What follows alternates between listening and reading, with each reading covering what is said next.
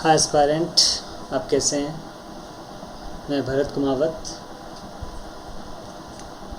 Faculty of civil services. यहाँ पर हम आज बात करेंगे राजस्थान लोक सेवा आयोग अजमेर के द्वारा जारी सिलेबस के बारे में, जो आज ही शाम को घोषित किया गया है। उन्होंने अपने साइट पर डाला है। राजस्थान राज्य मध्यस्थ सेवाएं संयुक्त प्रतियोगी प्रारंभिक परीक्षा 2024, जिसका पाठ्यक्रम क्या होगा। हालांकि मैं आपको बता दूं, इसमें कुछ भी चेंज नहीं है। जो 2023 में सिलेबस था वही 2024 में है। फिर भी हम थोड़ी सी चर्चा कर लेते हैं कि सिलेबस में क्या क्या चीज़ें हैं, पीटी का पेपर क्या होगा, हल्का सा हम इसका आइडिया ले लेते हैं। तो मैं आपको बताना चाहूँगा। सबसे फर्स्ट हम देखते हैं। देखिए, फर्स्ट तो ये जो पेपर आपका पीटी का होगा, ये आपको पता है कि फरवरी में 5 फरवरी को आपका एग्ज़ाम है, ठीक है। और ये 200 अधिकतम अंक का होगा, 3 घंटे का होगा। और इसमें पहले जैसे कि 150 क्वेश्चन आते थे, अभी भी 150 क्वेश्चन ही आएंगे और सभी प्रश्न होंगे वो समान अंक के होंगे, ठीक है। और इसमें नेगेटिव मार्किंग भी है।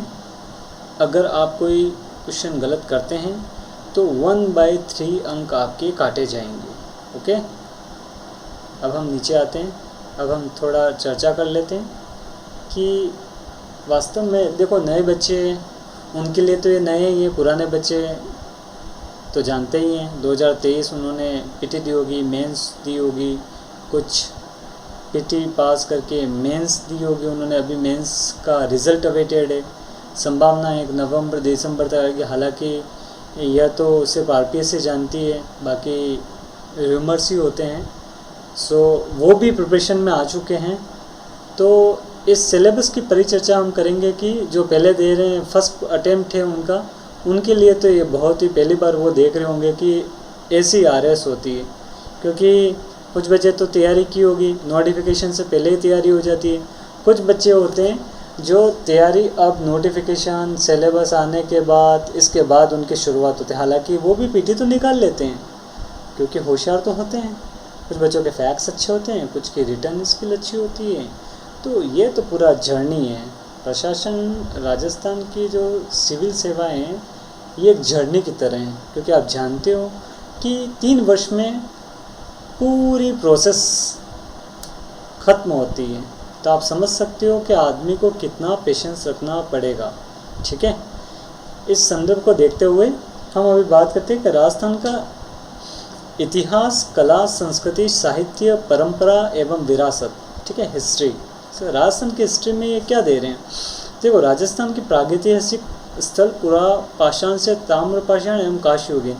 तो ये आपके जो आरबीएससी की बुक है उसमें ऐसे कैसा दे रखा है, पूरा पाषाण से ताम्र पाषाण व काशयुगीन सभ्यताएं, ठीक है।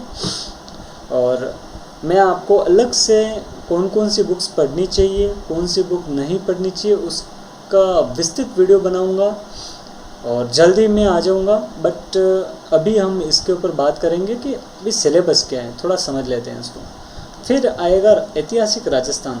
प्रारंभिक ईस्वी काल के महत्वपूर्ण ऐतिहासिक केंद्र प्राचीन राजस्थान में समाज, धर्म एवं संस्कृति। देखो, ये भी बहुत इम्पोर्टेंट टॉपिक है, ठीक है। हालांकि समाज, धर्म, संस्कृति, इसके बारे में तो अभी तक इन्होंने ऐसा कुछ पूछा नहीं। फर्स्ट जो है पूरा पाषाण से ताम्र पाषाण और काशयुगीन, इससे जरूर एक एक क्वेश्चन आता गया है, ठीक है, पीटी में आता ही है। इसके बाद हालांकि मेंस में भी इसका कालीबंगन और उसके ऊपर क्वेश्चन आ चुका है, हार्ड और उसके ऊपर।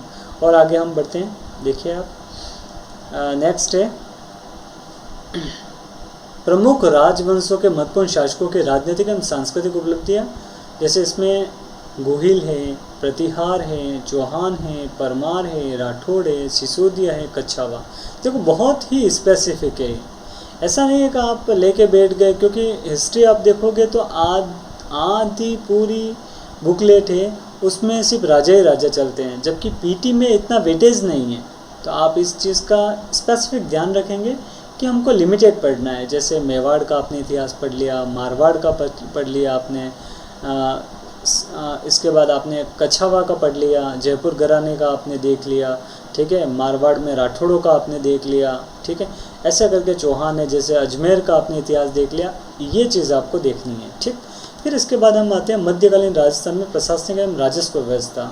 तो इसमें तो मध्यकाल में क्या जागीर सिस्टम थी, जैसे सामंत व्यवस्था क्या थी, ठीक है, कौन कौन से कर लगाए जाते थे, ये विस्तृत आपके सिलेबस में दे रखा है, ठीक है, आरबीएससी की बुक में भी ये दे रखा है, आप पढ़ सकते हैं, इसको रेफ़र कीजिए। आधुनिक राजस्थान का उदय 19वीं से 20वीं शताब्दी के दौरान राजस्थान में सामाजिक सांस्कृतिक के कारक क्या थे, ठीक है, कि सामाजिक जागृति क्यों हुई, एक तो ये कारक, हालांकि ये देखो पर्सपेक्टिव है, ये मेंस के हिसाब से दिख रहा है तो इतना इसमें संभावना नहीं है, बट अब इसको डीपली अपन देखेंगे तो क्या चीज़ें इसमें, इसको देखते हैं हम। राजनीतिक जागरण, समाचार पत्रों एवं राजनीतिक संस्थाओं की भूमिका आएगी। तो देखो समाचार पत्रों से यहाँ पर प्रश्न बन सकता है, ठीक है, और एक पॉलिटिकल इंस्टीट्यूशन, राजनीतिक संस्थाओं से भी क्वेश्चन बन सकता है, यहाँ पर संभावना है। फिर 20वीं शताब्दी में जनजाति एवं किसान आंदोलन, ठीक है, यहाँ ये वैसे मेंस के लिए भी इम्पोर्टेंट है, पीटी के लिए भी इम्पोर्टेंट है, यहाँ से क्वेश्चन बनता ही बनता है, ठीक है, एक क्वेश्चन आएगा यहाँ से, इम्पोर्टेंट, वेरी मोस्ट इम्पोर्टेंट है ये आपके लिए। फिर 20वीं शताब्दी के दौरान विभिन्न देशी रियासतों में प्रजामंडन आंदोलन, इसका क्वेश्चन हमेशा एक एक आया है। तो ये जो टॉपिक है ना, आधुनिक राजस्थान को दे, यहाँ से 2-3 क्वेश्चन आपके आने वाले हैं, ठीक। फिर देखो आप राजस्थान का एकीकरण, हमेशा एक क्वेश्चन मिलता है, ठीक है, इसको कंठस्थ कर ले आप। राजस्थान की वास्तु परंपरा, मंदिर, किले, महल एवं मानव निर्मित जलीय संरचनाएं, ठीक है, सीधा सीधा आपके आरबीएससी की बुक में है, मंदिर, किले, महल, ये यहाँ से भी क्वेश्चन एक बन सकता है। चित्रकला की विभिन्न शैलियाँ, हस्तशिल्प, देखो आता भी है नहीं भी आता है, फिर भी आर्ट एंड कल्चर अपने आप में इम्पोर्टेंट है, इसको आपको पढ़ना है, ठीक है। चित्रकला से क्वेश्चन आया हुआ है पीटी में, फिर हस्तकलाओं से भी आए हुए हैं, तो हम छोड़ नहीं सकते हैं। ऐसा नहीं होता है कि हम ये कह दें बस यही इम्पोर्टेंट है, ऐसा नहीं है, कवर तो पूरा सिलेबस करना है, क्योंकि कंपटीशन का लेवल राजस्थान में बढ़ता ही जा रहा है। आप जानते ही हैं कि इस बार मेरिट 101 गई थी 2023 में पीटी की, तो डेफिनेटली इस बार मेरिट 105 से 110 जाने वाली है, जाएगी है, ठीक है, कम नहीं होगी। चाहे कितना भी पेपर कंपटीशन टफ ही हो, कितना भी पेपर टफ बना दे, मेरिट बढ़नी ही बढ़नी है। राजस्थान में कंपटीशन बढ़ता जा रहा है, ठीक। तो आप थोड़ा सा अवेयर हो जाइए, समय का सदुपयोग कीजिए। अब हम वापस सिलेबस पे आते हैं। आप देखिए प्रदर्शन कला, अब प्रदर्शन कला में क्या आएगा, ठीक है, परफॉर्मेंस आर्ट्स, इसमें आएगा शास्त्रीय संगीत, ठीक है, क्लासिकल म्यूज़िक आ गया आपका, ठीक है, फिर शास्त्रीय नृत्य आ गया, ठीक है, डांस आ गया आपका, लोक संगीत आ गया, फोक आर्ट आ गई आपकी, फोक सॉन्ग आ गए, फिर लोक नृत्य आ गए, फिर नाट्य आ गए, ठीक है, ये भी सारे इंपॉर्टेंट है। इसमें से कोई भी एक क्वेश्चन टिपिकल क्वेश्चन बनेगा, थोड़ा सा इनको इन डेप्थ पढ़ना सीख लीजिए। फिर भाषा एवं साहित्य, देखो राजस्थान भाषा की बोलियाँ, इस बार भी क्वेश्चन आया था, 2 बोलियों के बारे में पूछा था, ठीक है, और राजस्थान भाषा का साहित्य एवं लोक साहित्य, तो ये अपने आप में एक थोड़ा इसको टिपिकल माना जाता है, क्योंकि इतना लिटरेचर याद रहता नहीं है। हालांकि अगर आप देखोगे क्वेश्चन PYQ देखोगे तो आपको समझ में आएगा कि इतने टफ क्वेश्चन भी नहीं पूछे हैं कि हम नहीं कर सकते, ठीक है, ये आपकी रेंज में ही है, बट इसको आप टफ मत समझिए। जब आप पढ़ते हो तो थोड़ा मन लगा के पढ़ोगे, आप सोच लीजिए कि ये संघर्ष का समय जो आप निकालोगे, इतना आप तपोगे, तो आपके पास कितनी सारी चीज़ें भविष्य में आपको मिलने वाली है। आपका समाज में एक स्थापित आपका कद होगा, तो अच्छा है कि आप किसी भी चीज़ को लाइटली नहीं लें, क्योंकि आपको हर एंगल से आपको सामाजिक परिवेश में आपको ढलना भी है, क्योंकि आपकी अलग अलग पोस्टिंग भी होगी, तो आपको चीज़ें आनी चाहिए, ठीक है। साहित्य लोग इसको एंजॉय के साथ पढ़िए। अब जब एंजॉय से आप पढ़ोगे आर्ट एंड कल्चर, तो आपको मज़ा आ जाएगा, ठीक है। अब आप देखिए नेक्स्ट पॉइंट, धार्मिक जीवन। देखो धार्मिक समुदाय राजस्थान में संत एवं संप्रदाय, ये इंपॉर्टेंट है, यहाँ से क्वेश्चन बनता है आपका पीटी में, ठीक है। राजस्थान के लोक देवी देवता है, ये भी बहुत इंपॉर्टेंट टॉपिक है, ठीक है। मतलब आर्ट एंड कल्चर के जितने भी ये टॉपिक ये बता रहे हैं ना, यहाँ से सारों से एक क्वेश्चन बन सकता है, इतने इंपॉर्टेंस रखते हैं अपने आप में। अब देखिए नेक्स्ट पे हम जाते हैं, राजस्थान में सामाजिक जीवन, मेले एवं त्यौहार, ठीक है। मेले त्यौहार है, हालांकि मैं आपको बता दूं कि मैं कभी भी मेले त्यौहार करके नहीं किया, क्योंकि मुझे देखो हर व्यक्ति अपनी पेरीफेरी में खेलता है। मैंने 5 मेंस दिए, पीटी में कभी फेल नहीं हुआ। तो ये आपकी एक सटीक स्ट्रेटजी होनी चाहिए कि क्या चीज़ पढ़नी है, क्या चीज़ छोड़नी है, क्या चीज़ आपको नहीं बैठ रही है, और बैठ रही है तो उसमें कितना मतलब नहीं है 100% देना है, तब जाके आपकी चीज़ें आप पीटी क्लियर कर पाओगे। ठीक है। अब देखिए सामाजिक रीति रिवाज क्या क्या हैं, परंपराएं क्या हैं, वेशभूषा क्या है, आभूषण क्या है। तो देखो आभूषण अपने आप में इम्पोर्टेंट है, ठीक है, वेशभूषा इम्पोर्टेंट है। ठीक। अब नेक्स्ट बात है राजस्थान के प्रमुख व्यक्तित्व। देखो ये इसका पर्टिकुलर चैप्टर है, तो डेफिनेटली ये मेंस के लिए भी इम्पोर्टेंट है, पीटी के लिए भी इम्पोर्टेंट है। ठीक। अब नेक्स्ट पे चलते हैं, भारत का इतिहास पे आते हैं हम। देखो भारत का इतिहास, ठीक है, ये तो राजस्थान हुआ। तो राजस्थान अपने आप में इम्पोर्टेंस रखता है। ठीक है। ये मान लीजिए आप कम से कम 15 क्वेश्चन राजस्थान से आने की पूरी संभावना है। तो आधुनिक राजस्थान और आर्ट एंड कल्चर पे पूरा फोकस कीजिए। राजतंत्र में जो राजा और ये पूरा ये राजाओं का जो कल्चरल एक्टिविटी, खास करके उनके बुक्स क्या है, उन्होंने क्या मतलब कोई आर्किटेक्चर क्या बनाया, ये हल्का हल्का थोड़ा आइडिया आपको होना चाहिए। ठीक है।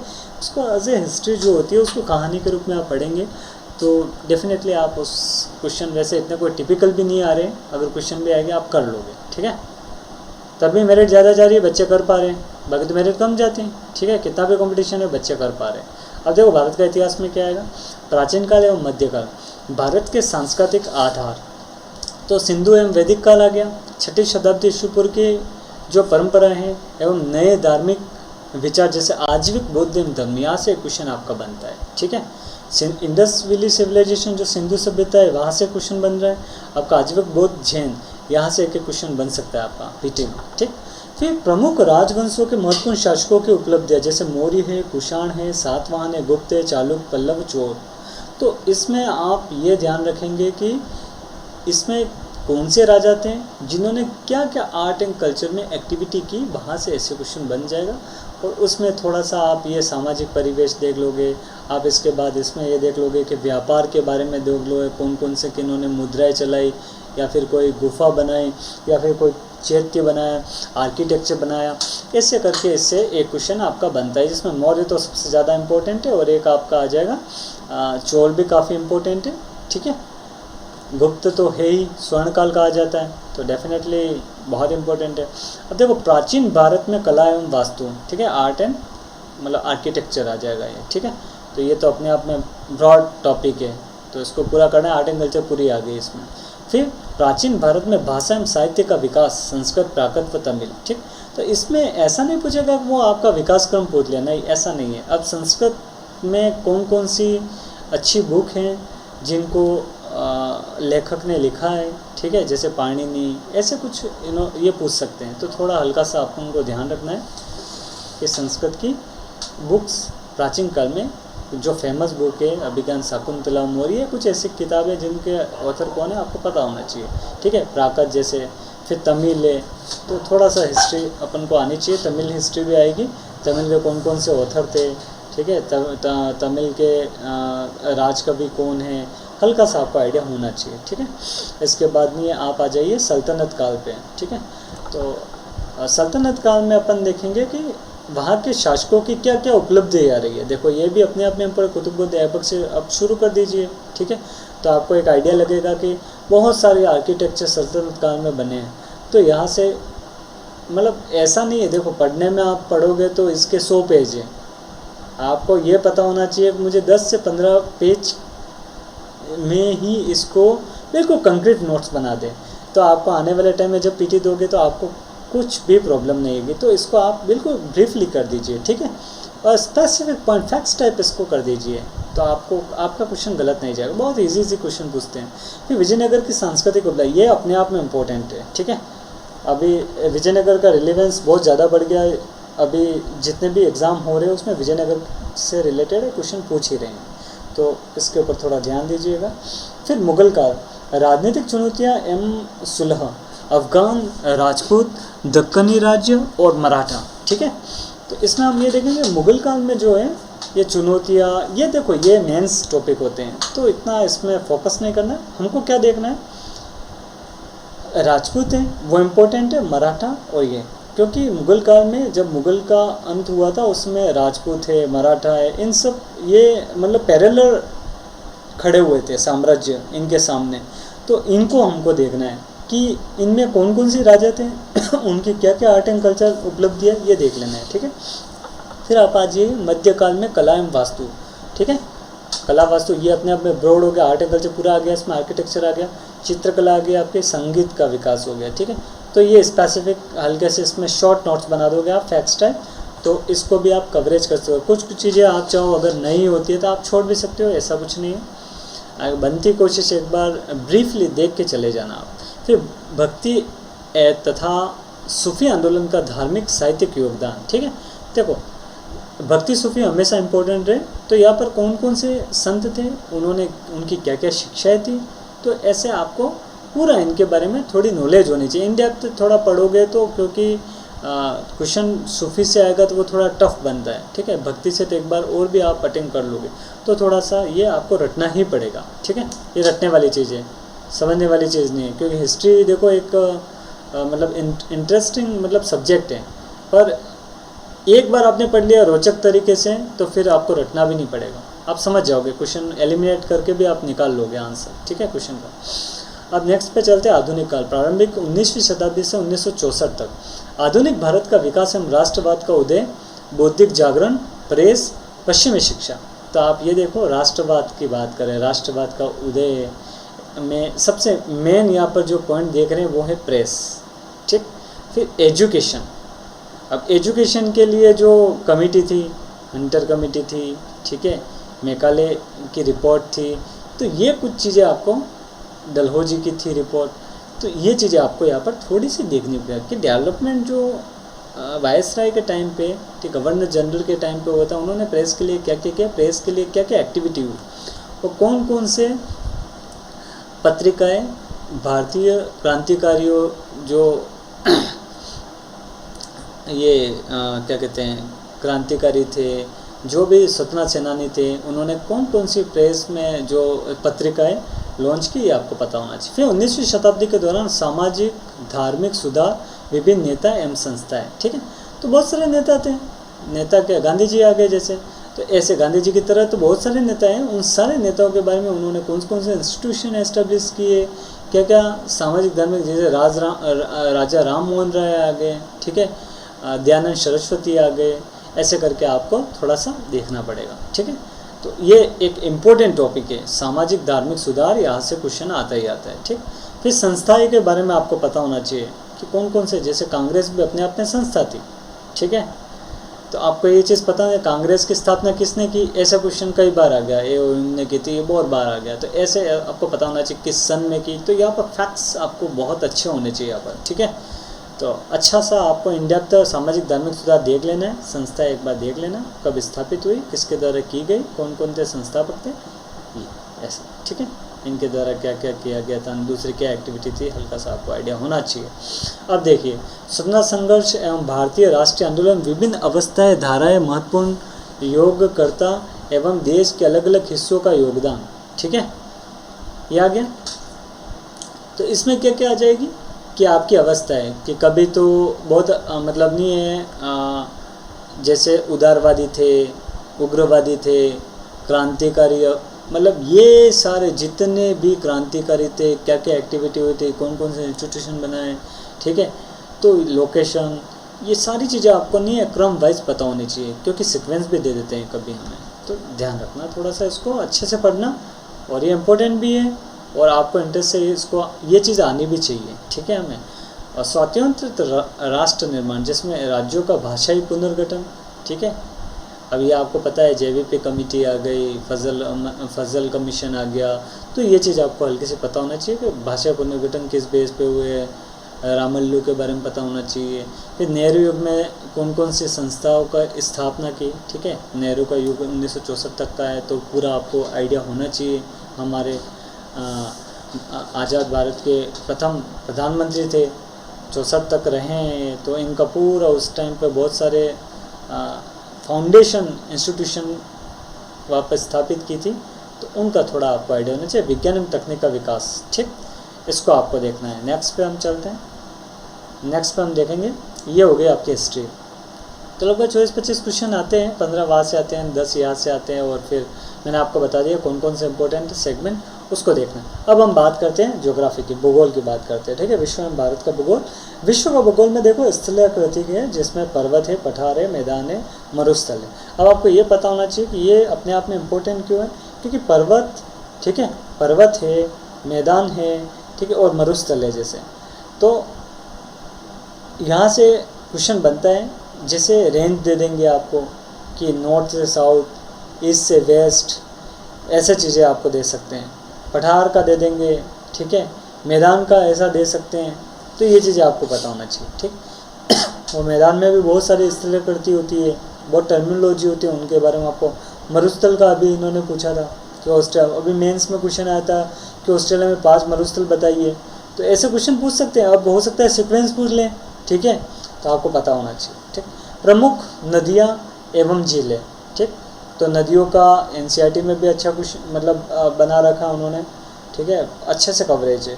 आप चाहो तो आरबीएससी की किताब देख लो, ठीक। और इन चीज़ों को आपको एटलस के साथ ही पढ़ना है, ठीक है, नदियाँ एवं झीलें। फिर कृषि के प्रकार देख लीजिए, ठीक, बहुत सिंपल है, कौन कौन सी कृषि होती है, ये भी अपने आप में इम्पोर्टेंट है। एग्रीकल्चर, क्योंकि भारत की आधी जो वर्किंग प्रोफेशन जो भी हैं, जो काम करते हैं, ठीक है, मजदूर हैं, वो कृषक हैं। और एग्रीकल्चर एक डोमेन होता है जिस बेस पे सारी इंडस्ट्री चलती है, तो ये इम्पोर्टेंट है अपने आप में। प्रमुख औद्योगिक प्रदेश, तो कौन कौन से औद्योगिक प्रदेश है उनके बारे में बिल्कुल फैक्ट्स टाइप आपको एक लिस्ट बना देनी है, ठीक है। इसके बाद देखो पर्यावरण मुद्दे, जैसे मरुस्थलीकरण, कौन कौन से इंस्टीट्यूशन इंटरनेशनल लेवल पर है, इंडिया ने क्या क्या मतलब लेटेस्ट करंट अफेयर्स हमको देख लेना है कि मरुस्थलीकरण के भारत में क्या क्या मीटिंग हुई, रोकथाम के क्या क्या उपाय हैं, कौन कौन सी स्कीम्स इसके लिए आई है, ये चीज़ें हमको बताना होनी चाहिए, ठीक है। फिर वनोन्मूलन के लिए क्या क्या भारत सरकार के प्रयास है, राजस्थान सरकार के प्रयास हैं, ये चीज़ हमको पता होना चाहिए। जलवायु परिवर्तन एवं ग्लोबल वार्मिंग, ठीक है, तो ये तो हल्का सा आपको आइडिया ग्लोबल वार्मिंग है क्या, ठीक है। अगर हमने कोई टारगेट, वर्ल्ड के किसी इंस्टीट्यूशन ने कोई टारगेट दिया है, तो हल्का सा आपको आइडिया होना चाहिए इसके बारे में। ओजोन अवक्षय है, इसके बारे में जैसे मॉन्ट्रियल प्रोटोकॉल है, ठीक है, वियना कन्वेंशन है, ये आपको आइडिया होना चाहिए। ओजोन क्या है, ठीक है, किस ओजोन जैसे वायुमंडल से ऊपर है तो कितने किलोमीटर पर है, ठीक है, ओजोन के स्ट्रक्चर क्या होता है, ये आपको हल्का सा आइडिया होना चाहिए। अब नेक्स्ट पे हम आते हैं भारत का भूगोल। देखो इसमें भी स्थल आती है, पर्वत है, पठार है, मैदान है, ये ऐसे ही आपको एटलस के तहत देखना है। पर्वत देख लेने कि पूर्व में कौन से, पश्चिम में कौन से, उत्तर में कौन से, दक्षिण में कौन कौन से, सब। ऐसा नहीं हिमालय पढ़ के आप चले गए, नहीं, ऐसा नहीं है। मतलब शायद 2016 में या 18 में इन्होंने पर्वत के बारे में साउथ के पर्वत पूछ लिए थे, वो भी सीक्वेंस वाइज, ठीक है। ऐसे कुछ भी पूछ सकते हैं वो, तो आपको सब तरफ से तैयार रहना होगा, ठीक है। और लोकेशन तो आप मैप के थ्रू ही करना है, ज्योग्राफी को मैप के थ्रू ही पढ़ना है, ठीक। फिर मानसून तंत्र एवं वर्षा का वितरण, तो ये जो आपका क्लाइमेटोलॉजी है इसको बहुत सॉलिड रखिए, एक क्वेश्चन यहाँ से बनेगा ही बनेगा, ठीक है। वर्षा का वितरण बहुत ईजी है, इससे शायद नहीं पूछें, हल्का सा आपको एनसीईआरटी में दे रखा है कि कहाँ पर अधिकतम वर्षा है, कहाँ पर कम है, ये हल्का सा आपको आइडिया होना चाहिए, ठीक है। और थोड़ा इसमें भारत के वेस्ट में या ईस्ट में कैसे बारिश होती है आपको थोड़ा आइडिया होना चाहिए, ठीक। इसके बाद देखिए प्रमुख फसलें, ठीक, एक नदियाँ झीलें वही सेम, ठीक, मैप से देखिए। प्रमुख फसल देखिए, गेहूं है, चावल है, कपास है, गन्ना है, चाय है, कॉफ़ी, कितना लिमिटेड सिलेबस है अगर देखा जाए तो। कि गेहूं, अब देखो गेहूं की उत्पादन के लिए क्या क्या कंडीशन होती है आपको पता होना चाहिए, ठीक है। मतलब कौन सा स्टेट सबसे ज़्यादा करता है, कौन सा कम है। इसके बाद जैसे राजस्थान के पर्सपेक्टिव में पूछ ले, ये भाई भारत के अंदर ही तो राजस्थान आता है, ये भी क्वेश्चन बन सकता है कि गेहूँ राजस्थान में कौन सा डिस्ट्रिक्ट है जो सबसे ज़्यादा उत्पादन करता है, ऐसे कुछ भी हो, गेहूँ की किस्म भी पूछ ले। इसी प्रकार चावल, कपास, गन्ना, चाय और कॉफ़ी को हमको देखना है, ठीक।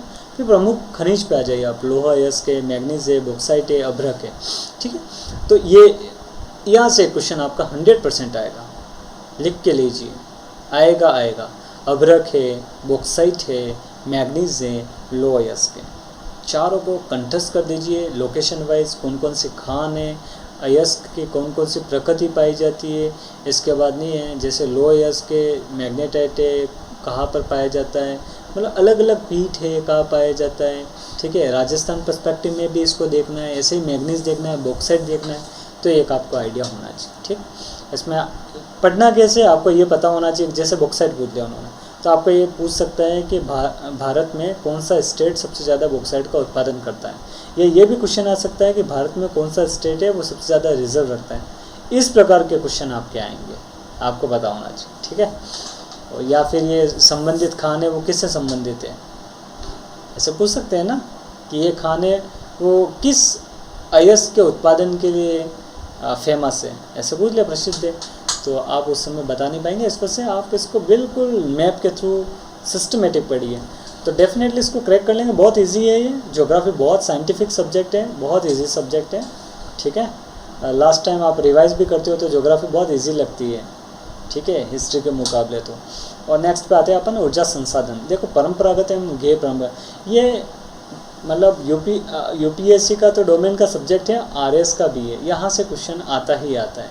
ठीक है, हालांकि आरएस में मतलब राजस्थान स्पेसिफिक यहाँ से पूछते हैं, फिर भी आपको यहाँ पर देखना पड़ेगा परंपरागत गैर परंपरागत में क्या अंतर है। ठीक है, कौन कौन से इसमें संसाधन आते हैं, ये चीज़ें जैसे आपको हल्का आइडिया होना चाहिए, क्योंकि वो बना के दे सकते हैं। परंपरागत में गैर परंपरागत डाल देंगे, वो पूछ लेंगे कि इसमें से कौन सा गैर परंपरागत है, तो फिर आपको पता होना चाहिए। जब क्लासिफिकेशन आपको अच्छा आएगा तो इस क्वेश्चन को टैकल कर लोगे। ठीक, नेक्स्ट पे आओ, प्रमुख औद्योगिक प्रदेश। देखो वही है, इसको एक चार्ट में बना लो, कहाँ पर प्रदेश की लोकेशन है, कहाँ से कहाँ जाते हैं, ऐसे करके बता देना। ठीक, फिर राष्ट्रीय राजमार्ग एवं प्रमुख परिवहन गलियारे। अब ये तो पूरा मैप आना चाहिए आपको, राष्ट्रीय राजमार्ग कहाँ से कहाँ जा रहा है। अब ये राजस्थान स्पेसिफिक पूछ सकता है, कौन सा सबसे बड़ा है, कौन सा छोटा है, कौन से डिस्ट्रिक्ट से गुजरता है, किस से नहीं गुजरता है, या कुछ भी पूछ सकता है। ठीक है, तो आपको अच्छे से ये माइंड में जीपीएस चलना चाहिए जब आप राष्ट्रीय राजमार्ग पढ़ें। इंटरेस्ट से पढ़िए, बहुत इजी है आपको ज़्यादा। और ये तो अच्छी चीज़ है ना, ये तो कभी भी आप कहीं घूमने जाओ तो इन चीज़ों की वैसे भी आपको नॉलेज होनी चाहिए, क्योंकि आप सिविल सर्वेंट बनने जा रहे हो। सिविल सर्वेंट का मतलब सिर्फ आपको पढ़ना नहीं है, उसको डेली लाइफ में लिंक करना है आपको।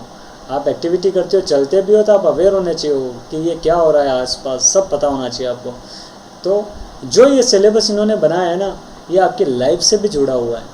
सो आप अपनी लाइफ को इस सिलेबस से जोड़िए, इतने रम जाइए, आपको आरएस बनने से कोई नहीं रोक सकता। ठीक है, नेक्स्ट अब देखिए, ये परिवहन गलियारे हैं, डेफिनेटली ये भी इम्पोर्टेंट है। अब राजस्थान के भूगोल पे आते हैं। देखो राजस्थान का भूगोल में क्या है, वही भूआकृतिक प्रदेश आ गए, उसकी विशेषता आ गई। तो इसमें जैसे हमेशा ये अरावली के बारे में ज़्यादा से ज़्यादा ये पूछते हैं। ठीक है, तो अरावली के बारे में आपको आइडिया होना चाहिए। बाकी पठार वठार मैदान और ये तो है, कॉमन है। ठीक है, फिर भी आप अरावली की जो रेंज है उनको अच्छे से कर दीजिएगा। ठीक है, यहाँ पर विशेषता है तो देखो ये पूछ लेते हैं, जैसे बुगलिया क्या है, कहाँ पर आता है, ऐसे करके बवंडर। ठीक, इसके बाद नहीं है जलवायु की विशेषता है। अब ये क्लाइमेटोलॉजी, देखो इन्होंने विशेषताएं पूछ ली। ठीक है, अब इकोनॉमिक सर्वे में कुछ अगर इससे पॉइंट होगा रिलेटेड क्लाइमेट से रिलेटेड, तो आपको पता होना चाहिए, क्योंकि उठा के सीधा पॉइंट पे ही क्वेश्चन बन जाएगा। ऐसे आपको ध्यान रखना है। या आरबीएससी की किताब, ऑथेंटिक किताबें पढ़ने से फ़ायदा है। एक बात और आज मैं आपको बता दूँ, ठीक है, क्वेश्चन गलत नहीं होगा। फिर प्रमुख नदियाँ एवं झीलें। ठीक, तो नदियाँ वही है। ठीक है, वैसे विजय सियाग जी जो स्प्रिंग बोर्ड की फैकल्टी है, उन्होंने काफ़ी अच्छा बता रखा है। फिर भी आपको नदियों को अच्छे से, आपको दिशा पब्लिकेशन की भी मानचित्रावली आती है, वहाँ से आप पढ़ सकते हो। मतलब ऑप्शन बहुत है आपके पास। ठीक है, बहुत सारी किताबें मार्केट में भी हैं, इसमें अच्छे से सिर्फ मैप के थ्रू नदियाँ समझाई हुई है। आप चाहो तो वो ले सकते हैं। आप ये भी कर सकते हो कि खाली मैप लाइए, उसमें नदी का जा रही है वो भर लीजिए। ठीक है, ऐसे जिले भर लीजिए, तो एक आपको आइडिया हो जाएगा। ठीक है, रफली। इसके बाद देखो प्राकृतिक वनस्पति मृदा। ठीक, ये सीधा आरबीएससी में सिलेबस में दे रखा है। आपने राजस्थान बोर्ड की बुक उठाइए, वहाँ से आप कीजिए, बिल्कुल उससे बाहर क्वेश्चन नहीं जाएगा आपका। ठीक है, हालांकि इम्पोर्टेंट है इसमें नदियाँ सबसे ज़्यादा इम्पोर्टेंट है, जो अभी मैंने बताया आपको। क्लाइमेट भी इम्पोर्टेंट है। इसके बाद अरावली इम्पोर्टेंट है, जो हमने अभी सिलेबस डिस्कस किया राजस्थान का भूगोल में। इसके बाद हम बात करते हैं प्रमुख फसलें। देखो मैंने बताया था ना, गेहूँ, मक्का, जौ, कपास, गन्ना, बाजरा, जो मैंने इंडिया के पर्सपेक्टिव में बताया वही राजस्थान में आपको पढ़ना है, ठीक है। कि कौन से डिस्ट्रिक्ट में ज़्यादा है, कौन से किस में कम है, ये लोकेशन थोड़ा देख लेना, इस हिसाब से क्या इसकी किस्म है। कोई अगर इससे रिलेटेड कोई पर्टिकुलर, जैसे बाजरा अभी बहुत ही ज़्यादा, जैसे मिलेट्स हैं बहुत ज़्यादा लाइमलाइट में चल रहा है, तो यहाँ से क्वेश्चन बन सकता है। तो थोड़ा सा अगर करंट अफेयर्स आप न्यूज़पेपर पढ़ते हो तो आपको आइडिया हो जाएगा इस, ठीक है। फिर प्रमुख उद्योग आ जाएंगे। प्रमुख उद्योग बहुत सारी इंडस्ट्री है, उसके बारे में आपको पढ़ना है, ठीक है। उद्योग के बारे में आप पढ़िए।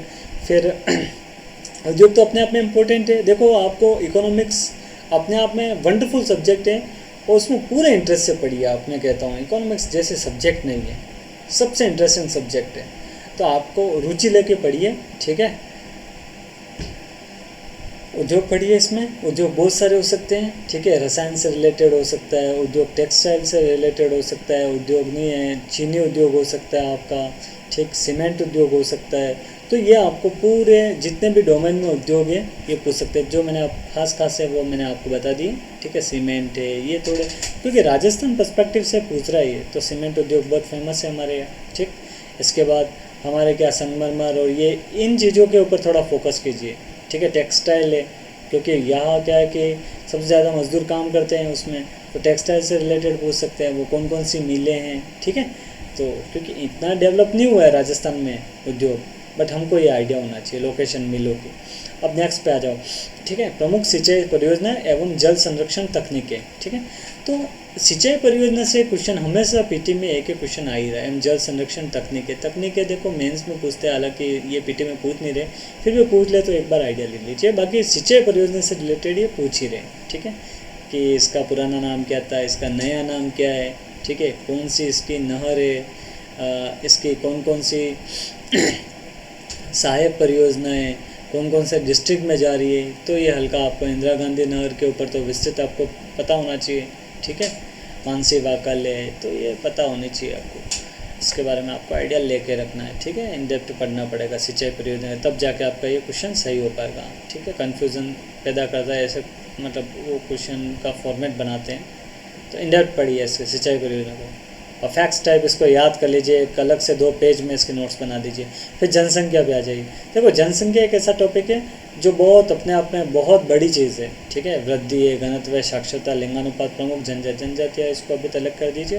अब देखो इसकी वृद्धि, अब ये प्रतिशत में पूछ सकता है, पर्टिकुलर डिस्ट्रिक्ट के बारे में पूछा, ऐसे घनत्व, साक्षरता, लिंगानुपात, तो इसको सब देखना है मेल फीमेल के पर्सपेक्टिव में, ठीक है।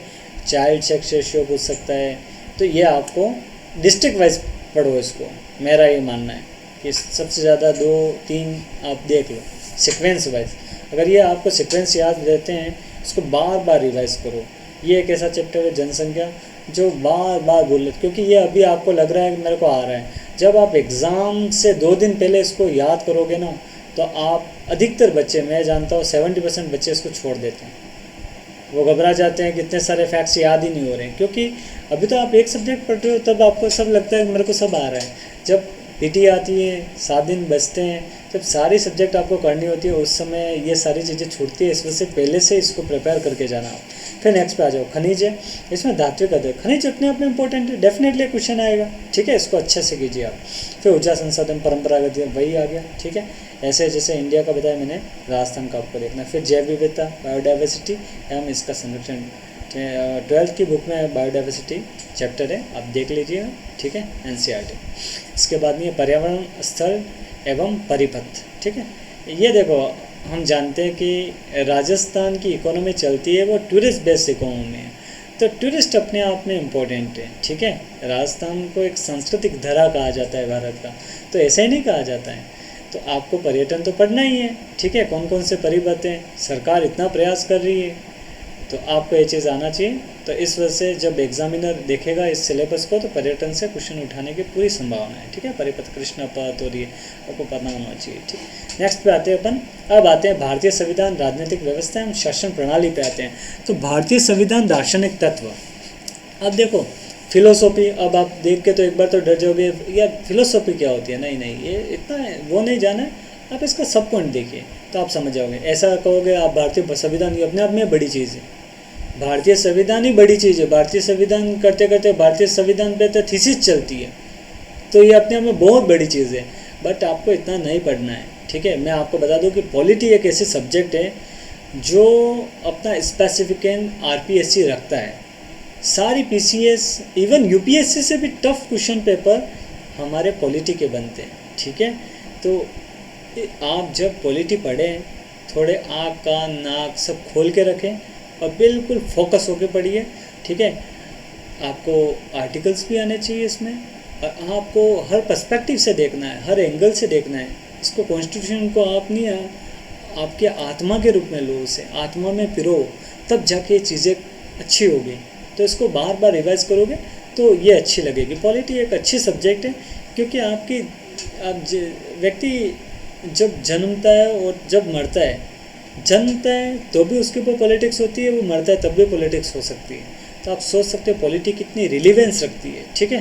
दुनिया को पॉलिटिशियन चला रहे हैं, तो अगर ये आप नॉलेज रखोगे शायद आपका पर्सनल जीवन भी अच्छा जाए।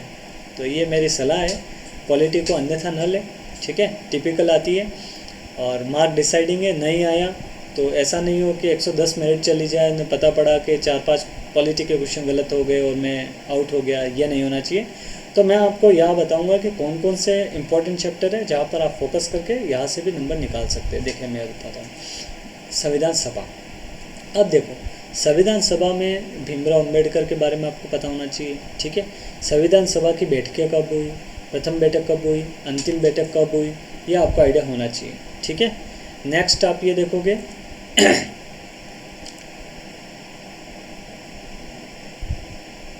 भारतीय संविधान की विशेषताएं, ठीक है, सीधा सीधा एनसीईआरटी में दे रखा है। संवैधानिक संशोधन कौन कौन से लेटेस्ट हैं उनको देख लो आप, ठीक है। लेटेस्ट अधिकतम पूछता है वो। नेक्स्ट पे आ जाओ, ठीक है। इंपॉर्टेंट है संवैधानिक संशोधन, खास करके 44 का 42 का, इसको तो देखना ही है आपको, ठीक है। 69, ठीक है, 101 वो 97 से तो पूरे देखना ही है आपको। फिर उद्देश्य का देखो, प्रियम्बल देखना है आपको, ये इंपॉर्टेंट है। प्रियम्बल को तो रट डालो, आपके मुंह पे प्रियम्बल होना चाहिए, ठीक है।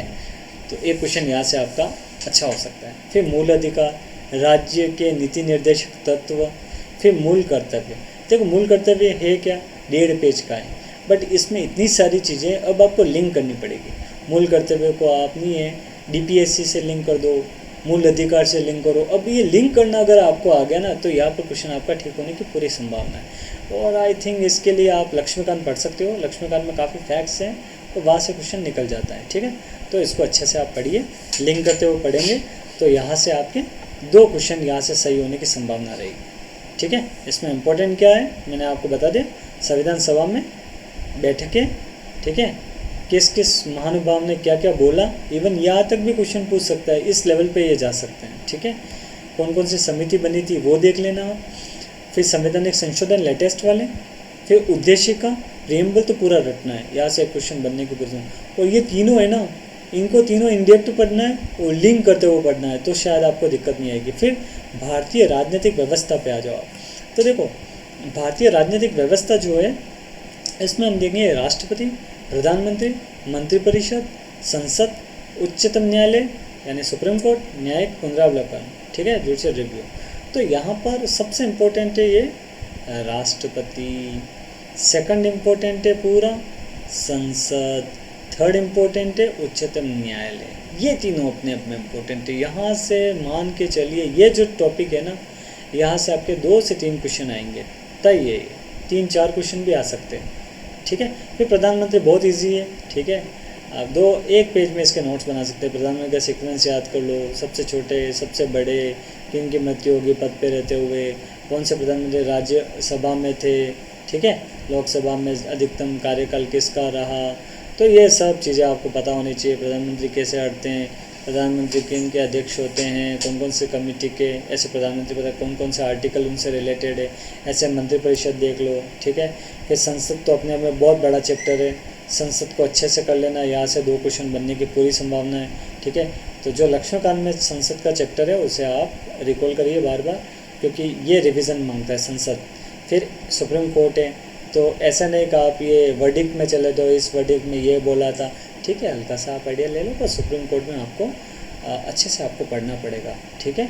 उन सारे आर्टिकल आपको पता होने चाहिए। सुप्रीम कोर्ट में न्यायाधीश कैसे अपॉइंट होते हैं, सुप्रीम कोर्ट क्या है, कहाँ पर है, ठीक है, कब स्थापित हुई, क्या क्या इसकी पावर है, ठीक है, यहाँ के न्यायाधीश हैं उनके बारे में मतलब नहीं, सुप्रीम कोर्ट CGI के बारे में, ये मतलब सुप्रीम कोर्ट रोज़ाना अखबार में छाया रहता है, करंट अफेयर्स में रहता है। तो डेफिनेटली एक क्वेश्चन तो आएगा यहाँ से। तो आप थोड़ा सा करंट भी अच्छे रखेंगे तो ये हो जाएगा। फिर जुडिशियल रिव्यू ये लक्ष्मीकांत से आप कर दीजिए, ठीक है, ये भी इम्पोर्टेंट। फिर भारतीय निर्वाचन आयोग पे आ जाओ। देखो निर्वाचन हमेशा अभी चुनाव हुए हैं, तो ये डेफिनेटली जो प्रोफेसर सर पेपर बनाएंगे उनके दिमाग में ये तो चल ही रहा होगा, क्योंकि अभी इलेक्शन हुए हैं, लोकसभा के, विधानसभा के, ठीक है। तो डेफिनेटली और अभी इलेक्शन और होने वाले, ठीक है, पंचायती राज के, नगर परिषद, नगर निगम, इन सब के, ठीक है। एक राष्ट्र एक चुनाव की बात चल ही रही है, तो इन चीज़ों का आपको पता होना चाहिए। आइडिया रखो, भारतीय निर्वाचन आयोग का गठन कब हुआ, कितने मेंबर होते हैं, कितना कार्यकाल होता है, इसके बाद में सबसे ज़्यादा कार्यकाल किसका रहा, सबसे कम कार्यकाल, ऐसे ऐसे क्वेश्चन, ठीक। और केग आ गया, नियंत्रक है महालेखा परीक्षक, ठीक है, केग का क्या कार्य है ये ज़्यादा इम्पोर्टेंट है, ठीक है, कॉन्स्टिट्यूशनल बॉडी है ये सब। फिर नीति आयोग आ गया, ठीक है। अब नीति आयोग है, नीति आयोग पहले क्या था, योजना आयोग था, इसकी जगह ये आ गया कि नीति आयोग आ गया। तो नीति आयोग के बारे में आपको पता होना चाहिए, कब स्थापित किया, कौन अध्यक्ष होता है, कौन कौन सी कमेटियाँ होती है, ठीक है। फिर इसके बाद केंद्रीय CBC आ गया, ठीक है, केंद्रीय सतर्कता आयोग, ये इंपॉर्टेंट है। इसमें कैसे पढ़ना है ये देखो आप, लोकपाल है, केंद्रीय सूचना आयोग, राष्ट्रीय मानवाधिकार आयोग। तो देखो ये जो चीज़ है ना, इसमें आपको ये देखना है कि कौन कौन से, सबसे फर्स्ट संस्था की स्थापना कब हुई, ठीक। इसके बाद आपको देखना है कि कार्यकाल कब रहा है इनका, कौन सबसे ज़्यादा का, सबसे कम, ठीक है, इसमें लूपहोल्स क्या है, ये सारी चीज़ें आपको देखनी है, ठीक है। और करंट अफेयर्स से अपडेट कर देना आप। फिर संघवाद, भारत में लोकतांत्रिक राजनीतिक गठबंधन सरकारें, राष्ट्रीय एकीकरण। अब देखो संघवाद, फेडरलिज्म अपने आप में इम्पोर्टेंट चैप्टर है, ठीक है। यहाँ से कोई टर्मिनोलॉजी फैक्ट्स टाइप याद कर लीजिए बस, फेडरलिज्म की क्या विशेषता है ये देख लीजिए। भारत अर्धसंघात्मक है, किसने बोला था, अर्धसंघात्मक की क्या क्या विशेषता है, थोड़ा हल्का सा ये देखिए। भारत में लोकतांत्रिक राजनीतिक, ठीक है, ठीक है, डेमोक्रेटिक क्वालिटी, तो डेमोक्रेसी के बारे में थोड़ा सा आइडिया होना चाहिए। फिर गठबंधन सरकार पे आ जाओ, तो गठबंधन सरकार का थोड़ी हिस्ट्री देख लो आप, पहले कब बनी थी, ठीक है। इंडिया का थोड़ा सा इसमें देख लो आप, गठबंधन सरकार फर्स्ट कौन सी बनी थी, नॉन कांग्रेस कौन सी थी, गठबंधन सरकार में कौन सी सरकार गिर गई, तो थोड़ा आइडिया आप ये रखिए। फिर राष्ट्रीय एकीकरण अपने आप में बड़ा चैप्टर है, थोड़ा फैक्ट्स टाइप इसको रिवाइज कर लीजिएगा, ठीक है, एक नोट्स, शॉर्ट नोट्स बना लें। फिर हम आते हैं राजस्थान की राजनीतिक एवं प्रशासनिक व्यवस्था पर। तो राजस्थान की राजनीतिक व्यवस्था में हम देखेंगे राज्यपाल, मुख्यमंत्री, मंत्रिपरिषद, विधानसभा, उच्च न्यायालय, ठीक है। तो देखो राजस्थान की पॉलिटी तो अपने आप में इम्पोर्टेंट है, क्योंकि हम PCS का एग्ज़ाम दे रहे हैं, ठीक है। इंडिया जितना इम्पोर्टेंट है उतना ही राजस्थान इम्पोर्टेंट है, इवन राजस्थान ज़्यादा इम्पोर्टेंट रहता है। तो राजस्थान के राज्यपाल के बारे में पूरे फैक्ट्स टाइप आप नोट्स बना देना, कब स्थापित हुए। राज्यपाल अपने आप में बड़ा टॉपिक है, वो छोटा बना नहीं है। और विवाद से रिलेटेड ये पोस्ट रही है हमेशा, कहीं कोई विवाद चलते रहते हैं, चाहे जब विपक्षी सरकार स्टेट में होती है सेंट्रल से, तो राज्यपाल एक विवाद का मुद्दा बन ही जाता है, ठीक है, खींचतान चलती रहती है। तो इस वजह से राज्यपाल अपने आप में इम्पोर्टेंट चैप्टर है, क्योंकि करंट अफेयर से भी जुड़ा हुआ होता है। थोड़ा करंट अफेयर से भी अपडेट कर लेना अपने आप को, और फैक्ट्स टाइप इसके नोट्स बना लेना।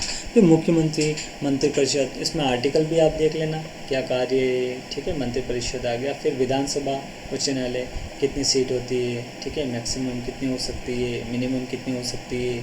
अब हाई कोर्ट के बारे में देख लीजिए, इसमें हाई कोर्ट में महिलाओं से रिलेटेड क्वेश्चन पूछ सकते हैं, कितनी महिला न्यायाधीश राजस्थान हाई कोर्ट में रह चुकी है, कितनी महिला न्यायाधीश है वो सुप्रीम कोर्ट में अपॉइंट हुई है, ठीक है, क्या प्रोसेस रहता है अपॉइंटमेंट का।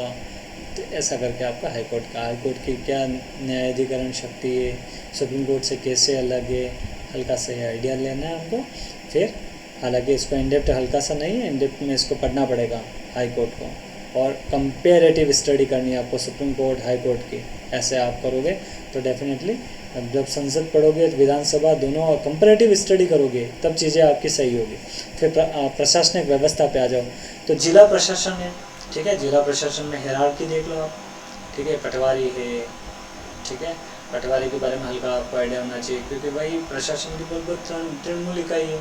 इसके बाद आपको तहसीलदार जी के पावर पता होने चाहिए, आपको एसडीओ साहब के पावर पता होने चाहिए, ठीक है, आपको कलेक्टर साहब के पावर पता होने चाहिए, संभागीय आयुक्त सर के पावर पता होने चाहिए।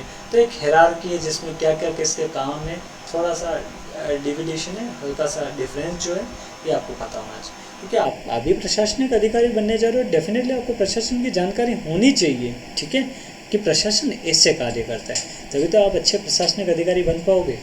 इसके बाद स्थानीय स्वशासन, ठीक है, देखो गांधी जी से अम्बेडकर तो हालांकि स्थानीय स्वशासन के पक्ष में थे नहीं, तो गांधी जी थे, क्योंकि अम्बेडकर जी क्यों पक्ष में नहीं थे, क्योंकि भारतीय जनता इतने परिपक्व नहीं थी, इतना एजुकेशन नहीं थे, इस वजह से वो पक्ष में नहीं थे। वो अपनी जगह सही है, ठीक है, क्योंकि अम्बेडकर जी तो आप जानते ही हो कि जिनकी लाइब्रेरी में 40,000 किताबें होगी वो व्यक्ति क्या होगा, अगर दिन में वो 18 घंटे पढ़ रहा है तो वो व्यक्ति क्या होगा, तो आप समझ ही सकते हैं, ठीक है।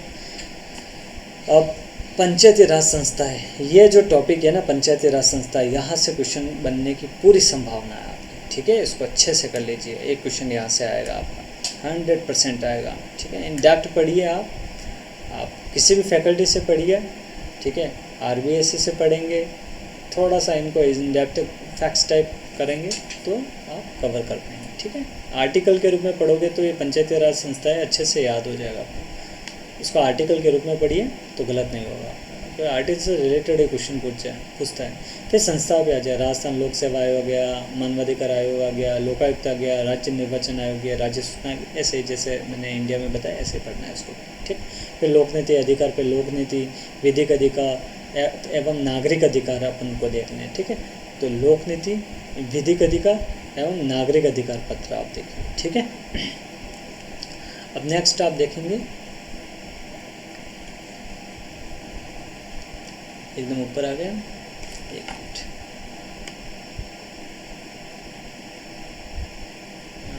आपका ये है, देखो पब्लिक पॉलिसी क्या है, ठीक है, विधिक अधिकार किसे कहते हैं, क्या डेफिनेशन है, इसमें क्या क्या विधिक अधिकार के एग्जाम्पल आपको पता होना चाहिए, पब्लिक पॉलिसी क्या होती है, तो ये टर्मिनोलॉजी आपको पता होनी चाहिए। नागरिक अधिकार पत्र है, नागरिक अधिकार पत्र कहाँ पर सबसे फर्स्ट आया, भारत में कब आया, तो इसका थोड़ा सा फैक्ट्स टाइप है, ठीक है। ये मैं भी मटेरियल आपको अवेलेबल कराऊंगा, निश्चिंत रहें, मैं पूरा आपका कवर करूंगा, चिंता न करें, जितना हो सकता है मेरे से मैं पूरा आपका सपोर्ट करूंगा, ठीक है।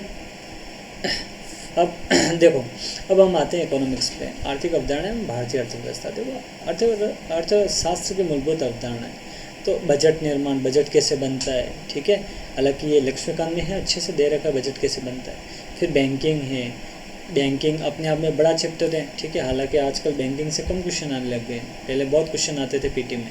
फिर लोक वित्त आ गया, पब्लिक फाइनेंस आ गया, ठीक।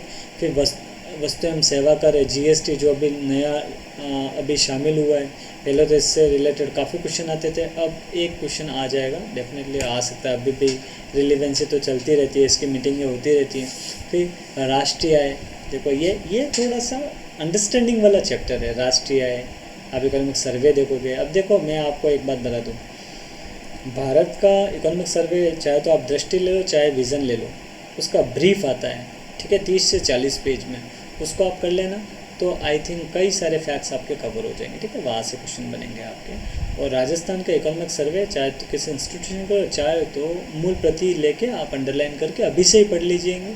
अब अच्छी बात यह है कि आपके फरवरी में एग्ज़ाम में शुरू में ही है तो आपको इकोनॉमिक सर्वे नहीं पढ़ रहा है, ठीक है, पर बुरी बात यह है कि आपको मेंस में दोनों इकोनॉमिक सर्वे करके जाने पड़ेंगे, ठीक है। तो अच्छी बात भी है, बुरी बात भी है, ये आपके ऊपर है, आप इसको कैसे लेते हो, ठीक है।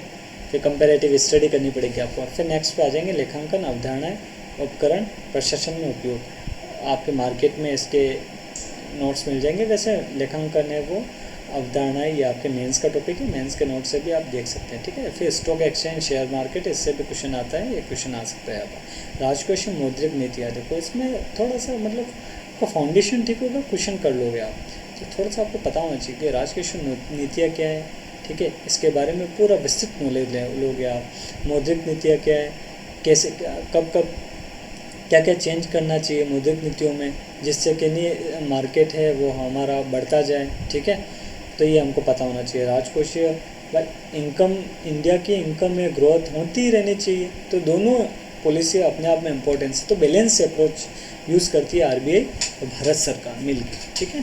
क्योंकि एक अकेला कोई भी इंस्टीट्यूशन सक्सेसफुल नहीं होता है, मिलके ही काम होता है। फिर नेक्स्ट पे चलते हैं हम। देखो नेक्स्ट पे हम बात करेंगे सब्सिडी करंट अफेयर्स थोड़ा पढ़ लेंगे।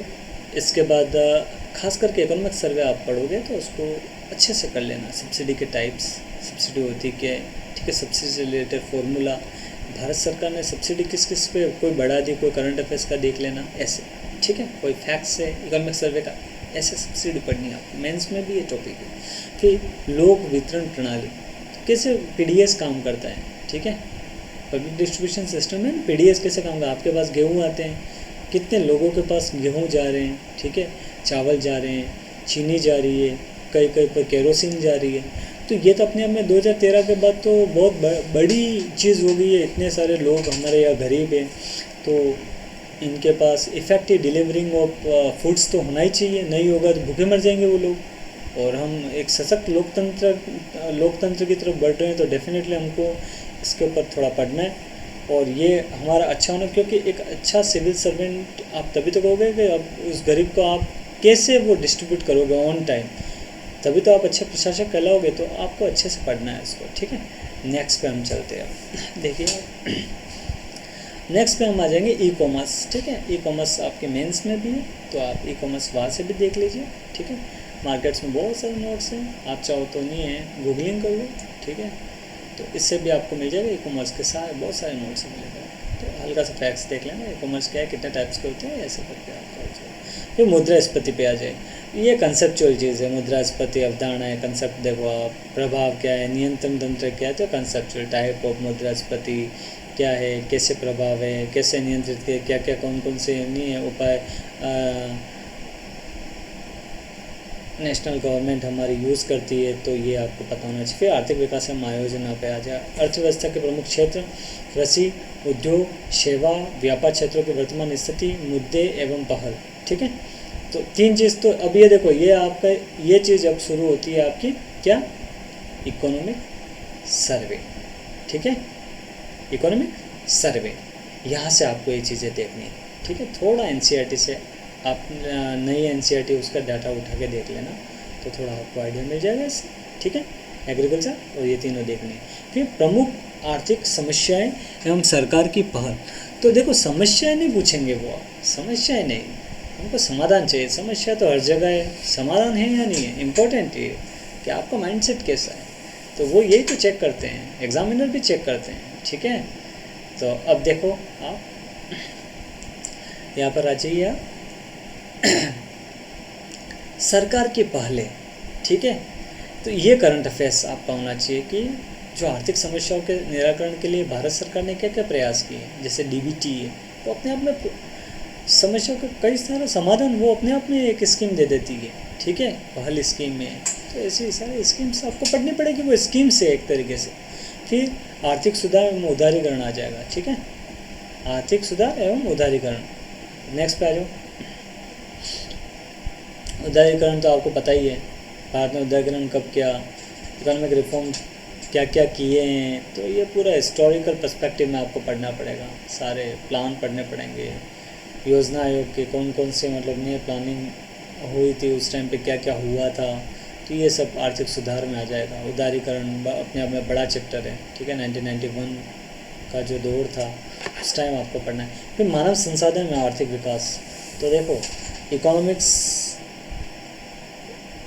आपको पता है कि ह्यूमन अपने आप में रिसोर्स माना जाता है, ठीक है ना, इकोनॉमिक्स में, और मानव एक इफ़ेक्टिव अगर इसका यूज़ किया जाए तो वो कंट्री बहुत ही आगे होती है। जैसे आप यूरोप और इन कंट्री में मानव संसाधन अच्छे लेवल पे, चाइना में भी इवन, ठीक है, जबकि इंडिया में स्किल नहीं है, तो मानव संसाधन की अपने आप में कमी है, लोग काफ़ी हैं पर संसाधन के रूप में कम यूज़ करते हैं हम, ठीक है इसको। एवं आर्थिक विकास पे आ जाओ आप, देखो मानव विकास सूचकांक, एक क्वेश्चन यहाँ से पक्का है, ठीक। Facts with facts, current affairs को लिंक करते हुए आपको लास्ट टाइम पे डेफिनेटली मैं आपको इसके खुद से मैं नोट्स दूंगा, इससे बाहर चला जाए तो आप बता देना मुझे, ठीक है, बाहर नहीं जाने दूंगा।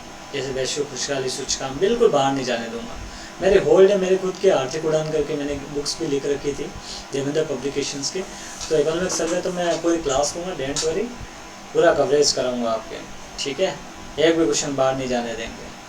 मैं गारंटी तो बोलता नहीं कभी कि मैं ये गारंटी लेता हूँ, ये कर दूँ वो कर दूँ, ये नहीं, बट ये है कि मैं कोशिश करूँगा आपका कवरेज पूरा रखूँ। मेरा इतना अनुभव तो है कि मैं जो पढ़ता हूँ उससे बाहर चाहता नहीं है, ठीक है, मेरा खुद का अनुभव है, इतने साल से मैं भी पीटी निकाल रहा हूँ, डेफिनेटली बार बार निकालता हूँ, कम समय में भी इस बार निकाल दी, 10 दिन में निकाले, तो डेफिनेटली मेरा फाउंडेशन अच्छा है, कई सारी चीज़ें मुझे पता है कहाँ से कैसे क्वेश्चन बन रहे हैं, इवन ये तक समझ में आ जाता है इतने सारे प्रैक्टिस करने के बाद, ठीक है। तो डोंट वरी, मैं आपके साथ हूँ और मैं भी लगा रहूँगा, ठीक है। गरीबी एवं बेरोजगारी, अब देखो ये 2 चैप्टर है, ये मेंस में भी है आपके, काफ़ी सारे मेंस में भी चैप्टर होते हैं, तो पीटी और मेंस को साथ में लेके चलना चाहिए व्यक्ति को, क्योंकि फिर मेंस में टाइम कम मिलता है तो फिर वहाँ पर बहुत संभावनाएं कम हो जाती हैं। तो देखो अवधारणा क्या है, कारण क्या है, प्रकार क्या है, निदान क्या है, और फ्लैगशिप स्कीम्स इंपॉर्टेंट है यहाँ पर, ये सीधा फ्लैगशिप स्कीम्स ये आएगा, ठीक। बेरोजगारी के टाइप, ठीक है, गरीबी अवधारणा आ जाएगी, कुछ कोई फ्लो चार्ट देख लो आप, ठीक है, डायग्राम है गरीबी का, वो आपको आइडिया होना चाहिए। फिर सामाजिक न्याय में अधिकारिता, कमज़ोर वर्गों के लिए प्रावधान, तो ये सारी स्कीम्स आ जाएगी, ठीक। फिर राजस्थान के अंदर पूरा अर्थव्यवस्था का बृहद परिदृश्य है, कृषि उद्योग सेवा क्षेत्र है, समृद्धि विकास एवं आयोजना है, ठीक है, प्लानिंग मतलब।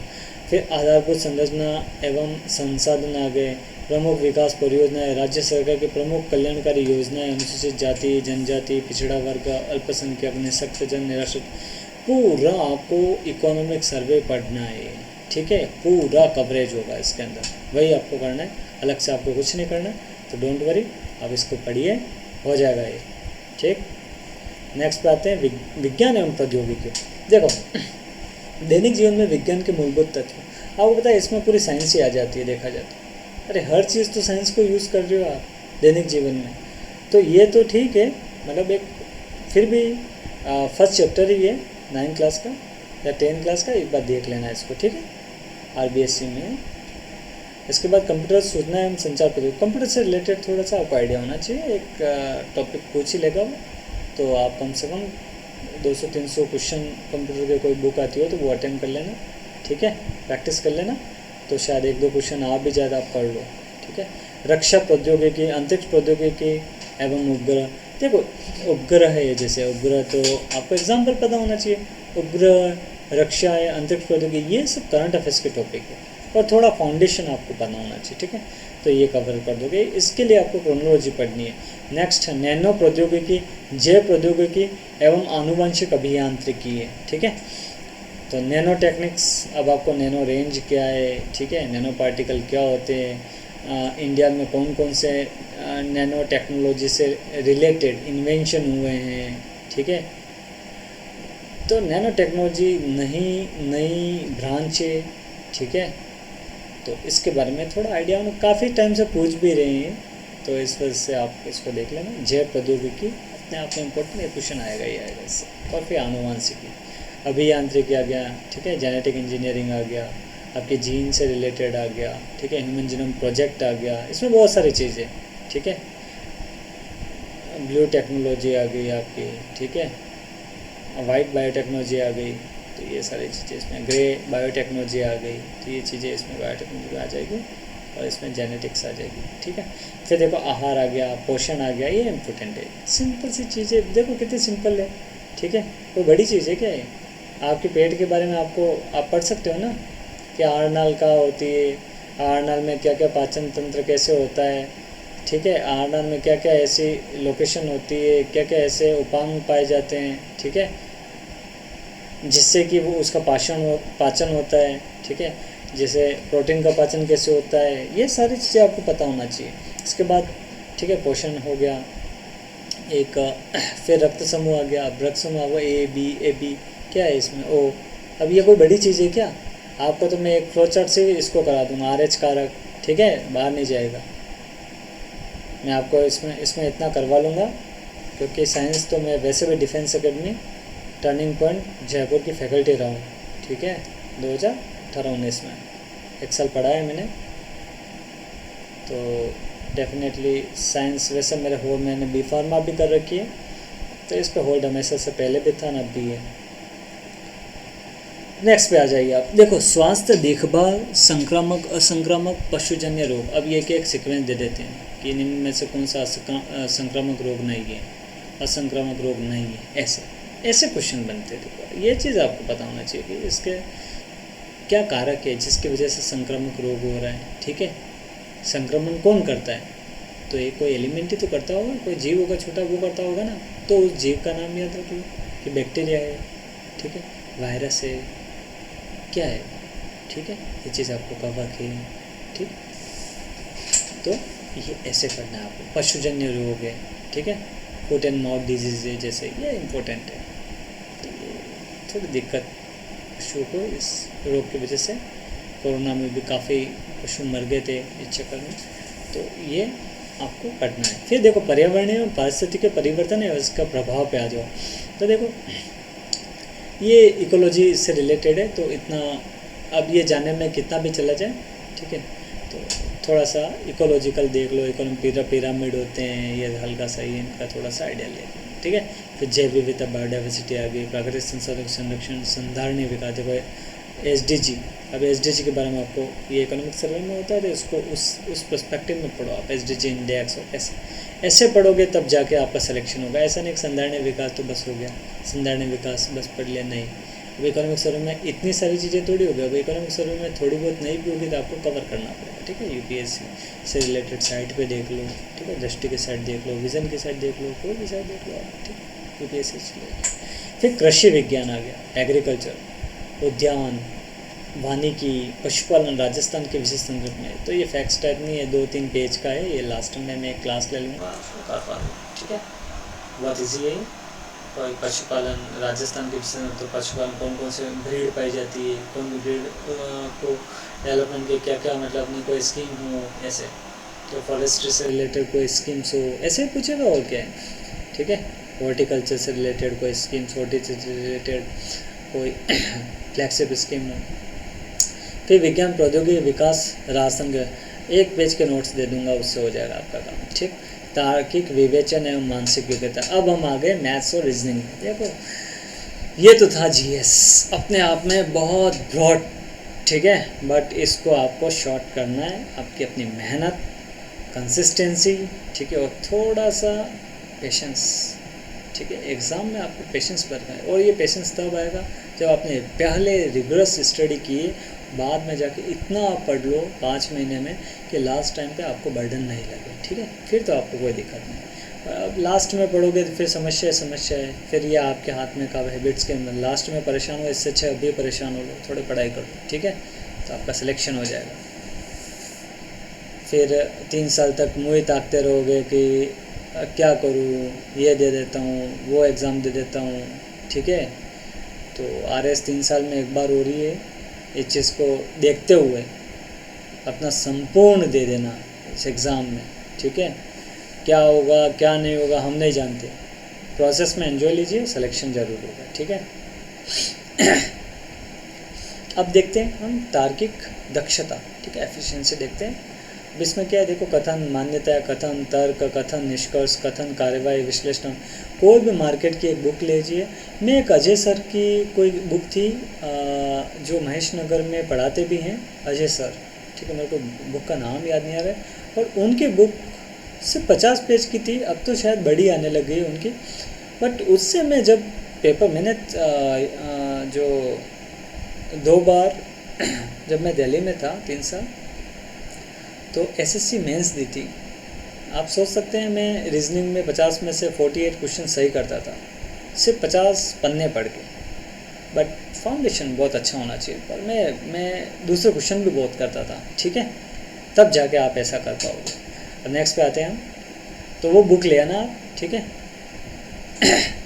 आपको कोई भी अच्छी बुक लगे, थोड़ा सा 3-4 बुक देख के उनका कंपैरेटिव स्टडी करके फिर अपने हिसाब से लें, किस व्यक्ति को कौन सी अच्छी लगती है। अब ये मैं देखो, मैं पर्टिकुलर बोल दूँ, मुझे वो अच्छी लगती थी और मेरा अच्छा स्कोर भी जाता था, इस वजह से मैं तो वही पढ़ता था, ठीक है।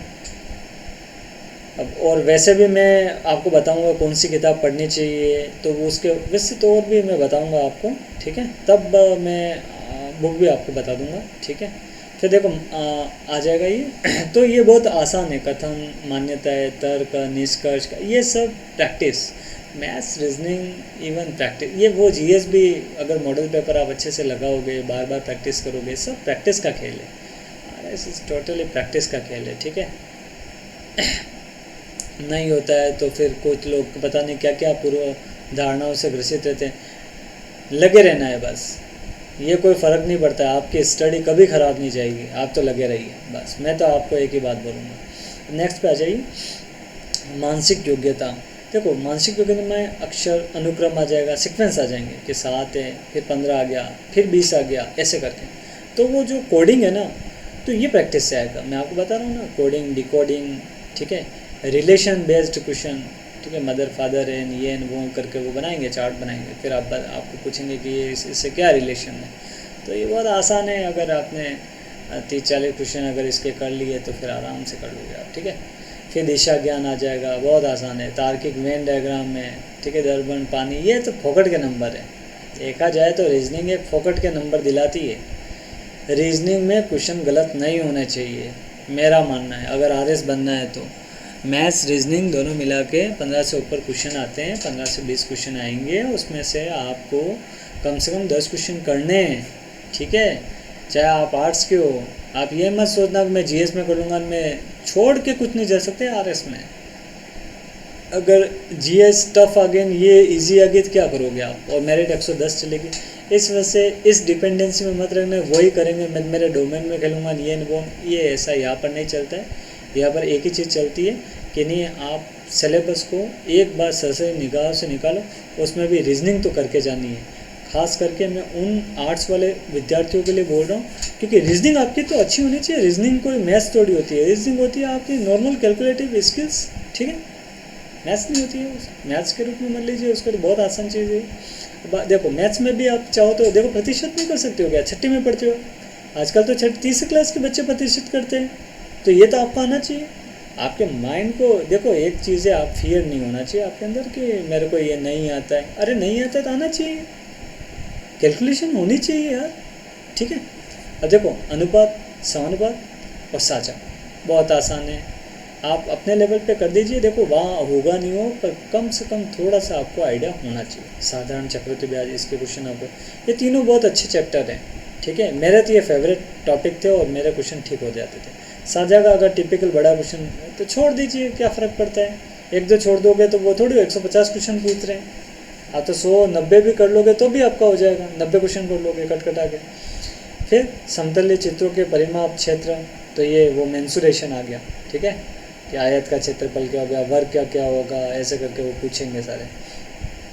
फिर पाई चार्ट आ गया आपके, ठीक है, ये सारे विश्लेषण, ये सारणी बारणी, तो इसकी प्रैक्टिस कर लीजिए, क्योंकि हो सकता है कि वो 5 क्वेश्चन दे दें, 10 नंबर के ही दे दें, तो फिर तो इस वजह से आप इसको भी अच्छे से करके जाना, बिल्कुल लाइटली नहीं लेना है। अब देखो ये माध्य है, तो इसमें फॉर्मूले याद कर लो भाई, समांतर माध्य का क्या फॉर्मूला है, गुणोत्तर, हरा लिख लो, आप दीवार पे चिपका दो इन फॉर्मूले को कि इसका ये होता है, इसका होता है। ये सपने में सोचो, जब सो तब भी सोचो, उठो तब भी जागो तब भी सोचो कि समांतर माध्य कैसे होता है, गुणोत्तर माध्य क्या होता है, अपने आप ही ये याद हो जाएंगे। मैं तो ऐसे ही कर जाता, ठीक है। फिर माध्य का बहुलक बहुत आसान है, फॉर्मूले बेस्ड क्वेश्चन आएंगे, सीधे सीधे हो जाएंगे, फॉर्मूले नहीं आएंगे, ये पहले आ रखे हैं, मैं आपको बताऊंगा, ठीक है। फिर सॉल्यूशन PYQ करवाऊंगा। फिर क्रमचय संचय, देखो ये टिपिकल क्वेश्चन आते हैं, ठीक है, चाहो तो आप छोड़ सकते हो, ठीक है, क्योंकि टिपिकल पूछते हैं।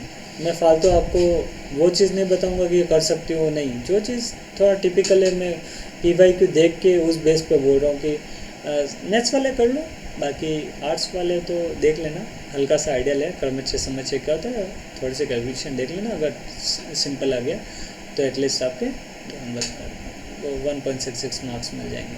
फिर प्रायिकता, ठीक है, ये सरल समस्या है। अब ये सरल तो बोल रहे हैं पर सरल देते नहीं है। प्रोबेबिलिटी भी टिपिकल क्वेश्चन पूछते हैं, सरल समस्या लिखा है इन्होंने। ठीक, नेक्स्ट पे आ जाओ। तो 2-3 टॉपिक को छोड़ भी सकते हो आर्ट्स वाले, बता दिया मैंने, क्रमच्छ समच्छ, ये संचय, प्रायिकता, ठीक है, मेंसुरेशन अगर टिपिकल पूछ ले, साझा, यहाँ से टिपिकल, इसके अलावा सारे इजी हैं, उनको कवर करो। अब इसके बाद आप देख लो, आपका आ गया करंट अफेयर्स। ठीक है, राजस्थान, भारत व अंतर्राष्ट्रीय महत्व की प्रमुख समसामयिक घटनाएं। देखो आपको मैं बता दूं कि करंट अफेयर्स आपको क्रोनोलॉजी से पढ़नी है, इसको बिल्कुल टंच कर लो आप, क्योंकि करंट अफेयर्स देखो लिंक करता है आपका साइंस एंड टेक, आपका इकोनॉमिक्स से लिंक करता है। ठीक है, और खेल कूद से रिलेटेड 5 से 6 क्वेश्चन आएंगे, डेफिनेटली आएंगे। बहुत टिपिकल क्वेश्चन पूछने लगी है आरपीएससी, अंदर से इनडायरेक्ट पूछती है, तो इसको बहुत ज़्यादा रटने की ज़रूरत है, क्योंकि ये तो जो है सो है। ठीक है, या तो आपका इंटरेस्ट होगा, आपको याद हो जाएगा, बट अच्छी बात यह है कि 6 में से 3 क्वेश्चन आप कर सकते हो। ऐसे क्वेश्चन पूछते हैं, 3 नहीं भी आते क्या दिक्कत है, 3 तो आ रहे हैं आपको, बाकी दूसरी चीज़ें करो। चर्चित व्यक्तित्व, स्थान, संस्थाएं। ठीक है, लास्ट टाइम पे ईयरली ले आना आप मुंबई की। ठीक है, क्रोनोलॉजी आप पढ़ते जाओ, बस इररिलेवेंट चीज़ें पढ़नी नहीं है। ये तो आपका हिंदी में हो गया। ठीक है, अब अपन इंग्लिश में पीटी के सिलेबस का डिस्कशन करेंगे। देखो इंग्लिश, देखो मैंने हिंदी में काफ़ी सारी चीज़ें समझा, वही सेम है। ठीक है, अब इंग्लिश में बोलता हूँ मैं। ठीक है, general knowledge and general science है, 200 मार्क्स का है, 3 ओवर्स का है, सेम है। ठीक है, 150 क्वेश्चंस, 1/3 नेगेटिव मार्किंग। ठीक, और 20 marks, each question carry equal mark. Okay, अब देखो history, art, culture, literature, tradition and heritage of Rajasthan.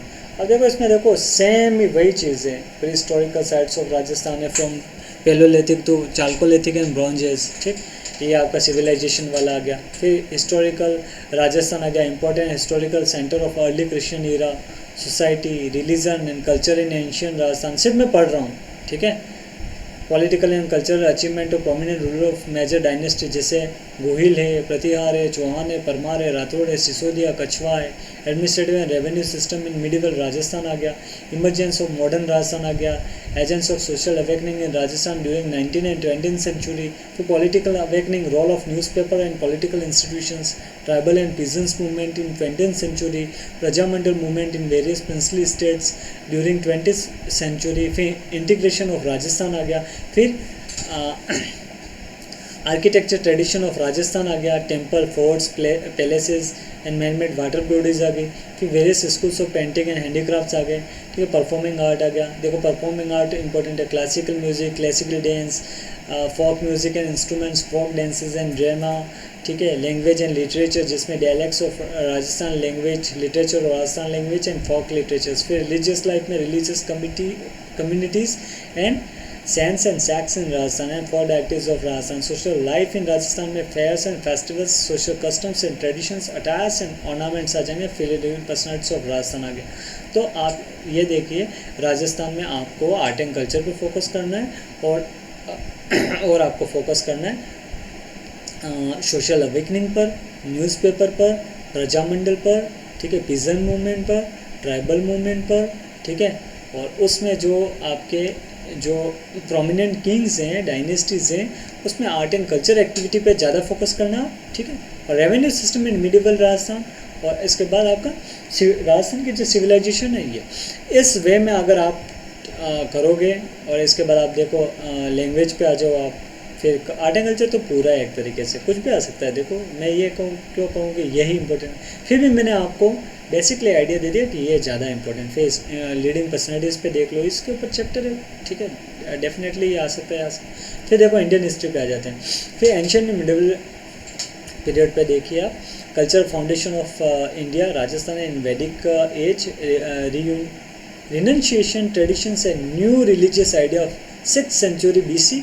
आजीविका, Buddhism and Jainism important. Achievement prominent ruler of major dynasty, Maurya, Kushan, Satavahana, Gupta, Chalukya, Pallava, Chola. Art and architecture in ancient India, development of language and literature in ancient India, जैसे Sanskrit, Prakrit and Tamil है। फिर sultanate period, achievement of prominent sultanate rulers, cultural achievements of Vijayanagar. After that Mughal period, political challenges and reconciliation, Afghan, Rajputs, Deccan states and Marathas, development of art and architecture, painting and music during medieval period। इसके बाद religious and literary contribution of भक्ति and Sufi sense। अब next पे हम बात करते हैं, देखो modern period from early 19th century to 1964। The evolution of modern India, emergence of nationalism, intellectual awakening, praise Western education, socio-religious reform during 19th century, various leaders and institutions, the freedom struggle and the Indian national movements, इसके stage, इसके stream, contribution important और different parts है, क्या क्या मतलब contribution हुआ है। Post independence पे ले लीजिए आप, ठीक है, जैसे लिंग्विस्टिक रीऑर्गेनाइजेशन लीजिए, इंस्टीट्यूशनल बिल्डिंग, नेहरूइज्म एज, फिर development of science and tech आ जाएगा, ठीक है। फिर ज्योग्राफी पे आ जाए, तो ये इंडियन है, इंडियन मैंने आपको बता ही दी है, ठीक है, पहले बता दिया, आप थोड़ा देख लीजिए, हिंदी में भी देख लोगे आपको आइडिया लग जाएगा। फिर geography of world and India पे आ जाओ, वर्ल्ड ज्योग्राफी आ गया, ठीक है। मेजर लैंडफॉर्म्स जैसे mountain, plateau, plains, deserts, major rivers and lakes, types of agricultures, major industrial regions, environmental issue, desertification, deforestation, climate change and global warming, ozone layer depletions, ठीक है। नेक्स्ट पे आ जाइए आप, geography of India, major landforms, mountain, plateau, plain, mechanism of monsoon, rainfall distribution, major rivers and lakes, major crops, wheat, rice, cotton, sugarcane, tea and coffee, major minerals, iron ore, manganese, bauxite, mica, power resources, conventional, non-conventional, major industrial region, national highway and major transport corridor, geography of Rajasthan पे जो major physiographical region and their characteristics, climatic characteristics, major rivers and lakes, natural vegetation, soils, major crops, जगह wheat है, maize है, barley है, cotton है, sugarcane है, बाजरा है, major industries पे आ जाओ। फिर major इरीगेशन प्रोजेक्ट्स है, वाटर कंजर्वेशन टेक्निक्स आ गया, पॉपुलेशन आ गया, ग्रोथ, डेंसिटी, लिटरेसी आ गया, सेक्स रेशियो, मेजर टाइप्स आ गया, मिनरल्स आ गया, metallic, non metallic, power resource, conventional, non, इसमें डिफरेंस देख लेना, बायोडाइवर्सिटी देख लो, इसका कंजर्वेशन, ठीक है, इसमें करंट देख लो, ट्वेल्थ सेंटर है, करंट देख लो, ठीक है, सरकार ने क्या क्या कर रखा है वो देख लो। फिर इंडियन कॉन्स्टिट्यूशन पे आ जाओ, पॉलिटिकल साइंस मैंने आपको बता ही रखा है, या थोड़ा टिपिकल पोर्शन पूछते हैं आरपीएससी वाले, तो थोड़ा सा इसमें इंडेप्थ थोड़ा पढ़ने की ज़रूरत है। कॉन्स्टिट्यूशन असेंबली के बारे में इंडेप्थ पढ़ लो, नॉर्मल साइलेंट फीचर्स आपको पता होने चाहिए, कॉन्स्टिट्यूशन अमेंडमेंट में लेटेस्ट देख लो, प्रीएम्बल है पूरा रट लो इसको, ठीक है। फंडामेंटल राइट डीपीएस पे और फंडामेंटल ड्यूटीज़, ठीक है, ड्यूटीज़ तो एक पेज का है, इसको आराम से कर लो, बट इसको लिंक करते हुए तीनों को पढ़ना है। इंडियन पॉलिटिकल सिस्टम में प्रेसिडेंट है, पीएम है, ठीक, काउंसिल ऑफ मिनिस्टर है, पार्लियामेंट अपने में बड़ा चैप्टर है, प्रेसिडेंट, ठीक है, इनको अच्छे से करना है। सुप्रीम कोर्ट को अच्छे से करना है, जुडिशल रिव्यू आसान है। फिर ECI आ गया, इलेक्शन कमीशन ऑफ इंडिया है, केग आ गया, नीति आयोग है, CVC है, लोकपाल है, CIC है, नेशनल ह्यूमन राइट कमीशन है। इनको क्या करो कि एक ही बड़े पेज पर इनके शॉर्ट नोट्स बना लो, ठीक है, और मैंने पहले आपको बता रखा है कैसे क्या करना है इसको। फेडरलिज्म आ गया, democratic politics in India, coalition government है, फैक्ट्स पूछ सकता है, सेलर नेशनल इंटीग्रेशन पूछ ही सकता है, ठीक है। ये तो जब आप हिस्ट्री पढ़ोगे आफ्टर इंडिपेंडेंस तो नेशनल इंटीग्रेशन भी अपने आप में आ जाता है, ठीक है। लेंगे ये कोलिशन गवर्नमेंट ने, ये सब ने आफ्टर इंडिपेंडेंस का ही पोर्शन है। फिर देखो political and administrative system Rajasthan, ठीक है, कितना इंडिया इंपॉर्टेंट है, इतना ही रिलेवेंस राजस्थान की पॉलिटिकल साइंस पे रखती है। फिर स्टेट पॉलिटिकल सिस्टम आ गया, जिसमें governor, chief minister, council of minister, legislative assembly और हाई कोर्ट आएगा। और फिर एडमिनिस्ट्रेटिव सिस्टम में डिस्ट्रिक्ट एडमिनिस्ट्रेशन, लोकल सब गवर्नमेंट, पंचायती राज इंस्टीट्यूट। पंचायती राज अपने आप में इंपॉर्टेंट है, उधर गवर्नर इंपॉर्टेंट है, हाई कोर्ट इंपॉर्टेंट है, लेजिस्लेटिव असेंबली से क्वेश्चन पूछ सकता है, ठीक है, और या पंचायती राज। फिर नेक्स्ट पे चलते हैं, देखो नेक्स्ट पे क्या आएगा, नेक्स्ट पे आएगा इंस्टीट्यूशन, जैसे ये जितने भी है ना, RPSC आ गया, स्टेट ह्यूमन राइट कमीशन है, लोकायुक्त है, state election commission, state information commission. इसमें आपको कुछ नहीं करना, का फ्लो चार्ट बना लेना, इंडिया का बना लेना, साथ साथ में राजस्थान का बना लोगे तो एक बेटर कंपेरेटिव करते हुए चलना है। जैसे राजस्थान पब्लिक सर्विस कमीशन है, जैसे वहाँ UPSC आ गया, ऐसे state human right commission, national human right, एक साथ ही बना लो ना, ठीक है। वैसे मैं इसको पढ़ा दूंगा, एक ही फ्लो चार्ट में बना गया, आपको दोनों को कंपेरेटिव करते हुए, लेटेस्ट करंट अफेयर्स ऐड करते हुए मेरे द्वारा बनाए हुए नोट्स हैं। और डेफिनेटली इस बार भी क्वेश्चन मेरे वो नोट से ही आया है, ठीक है। ऐसा तो सब बोलेंगे कि मेरे इधर से आया, तो मेरा तो जो आया वो मैं बता दूंगा, नहीं आया वो मैं ये भी बताऊंगा कि यहाँ से नहीं आया, मुझे और मेहनत करने की ज़रूरत थी। बट डेफिनेट मेरे 110 मार्क्स थे, कोई प्रॉब्लम नहीं है, मेरे मार्क्स बढ़ ही रहे हैं पीटी में, ठीक है, क्योंकि मैं नई नई टेक्निक्स यूज़ की और एक अच्छे नतीजे पे पहुंच सकता हूं कि पीटी आराम से क्रॉस की जा सकती है। इस बार मैं 120 125 का हो, देखो टारगेट तो क्या है, मिनिमम मैक्सिमम तो कितना भी अच्छा, 110 से नीचे नहीं जाने चाहिए। हमेशा मैं प्लस में ही रहा हूँ, माइनस में कभी गया नहीं हूँ, ठीक है। अब देखो इंस्टीट्यूशन हो गया, फिर पब्लिक पॉलिसी एंड राइट्स पे, public policy, legal rights and citizen charter पे आ जाएंगे, ठीक है। तो ये तीनों भी आपको सिटीजन चार्टर का हल्का सा आपको फैक्ट्स पता होना चाहिए, और लीगल राइट्स क्या है, इसमें क्या क्या एग्जांपल है ये आपको पता होना चाहिए। Economic concept and Indian economy पे आ जाओ, बेसिक कंसेप्ट ऑफ इकोनॉमिक्स, जैसे बजटिंग कैसे होती है, banking, public finance, GST, national income, growth and development, ये सब आ जाएगा आपका, ठीक है। तो जीएसटी के इम्पोर्टेंट है ही, नेशनल इनकम कंसेप्चुअल चीज़ है, फिर ग्रोथ एंड डेवलपमेंट के बीच में डिफरेंस, फिर अकाउंटिंग आ जाएगा, नोट्स मिल जाएंगे मार्केट में, ठीक है, मैं ही पढ़ा दूंगा आपको। फिर स्टॉक एक्सचेंज, शेयर मार्केट, या एक क्वेश्चन पूछ ही रहा है, फिजिकल मॉनेटरी पॉलिसी कैसे यूज़ करती है, ठीक है, सरकार, आरबीआई, ये थोड़ा ध्यान कर लेना। सब्सिडीज आप इकोनॉमिक सर्वे से देख लीजिए, पीडीएस, ठीक है, ये मेंस का भी टॉपिक है, तो हल्का सा देखो पीडीएस कब चालू है, क्या कैसे है, नेशनल फूड सिक्योरिटी मिशन क्या है, ये इसमें से ये पूछ लेंगे, ठीक है। एक देश एक राशन, मतलब कुछ करंट अफेयर्स भी देख लो, ई कॉमर्स देख लो, ठीक है, मेन से रिलेटेड भी है, इन्फ्लेशन है, ये तो पूरा कंसेप्चुअल पार्ट है, कंट्रोल कैसे करते हैं, कंसेप्ट क्या है, इम्पैक्ट क्या है, ठीक, अच्छे से इंडेप्थ पढ़ लो इसको, इन्फ्लेशन को। इसके बाद इकोनॉमिक डेवलपमेंट एंड प्लानिंग में देखो मेजर सेक्टर आ जाएंगे, जैसे करंट स्टेटस क्या है, इश्यूज़ क्या, initiative, agriculture, industry, service and trade sectors, तो ये करंट अफेयर्स भी आ गया और इकोनॉमिक सर्वे आ गया, ठीक है। इसके बाद नहीं मेजर इकोनॉमिक प्रॉब्लम क्या है, गवर्नमेंट इनिशिएटिव, ये स्कीम्स पूछ ली इसने, इकोनॉमिक रिफॉर्म एंड लिबरलाइजेशन आ गया, ठीक है। तो ये पूरा डेवलपमेंट प्लानिंग का आ गया, इस तरीके से देखा जाता है। फिर ह्यूमन रिसोर्सेज इकोनॉमिक डेवलपमेंट में ह्यूमन डेवलपमेंट इंडेक्स आ गया, ठीक, फैक्ट्स, करंट, फिर happiness index, facts, current, poverty, unemployment, concept, types, cause, remedies, current flagship schemes, पूरा इंडेक्ट स्टडी। फिर सोशल जस्टिस, और इसमें फ्लो चार्ट भी देख लेना, कोई चार्ट पार्ट। फिर सोशल जस्टिस एम्पावरमेंट है, ये क्या है, कुछ नहीं, इकोनॉमिक सर्वे। फिर ऐसे कैसे ये पूरा पोर्शन है वो इकोनॉमिक्स रिव्यू से करना है राजस्थान की।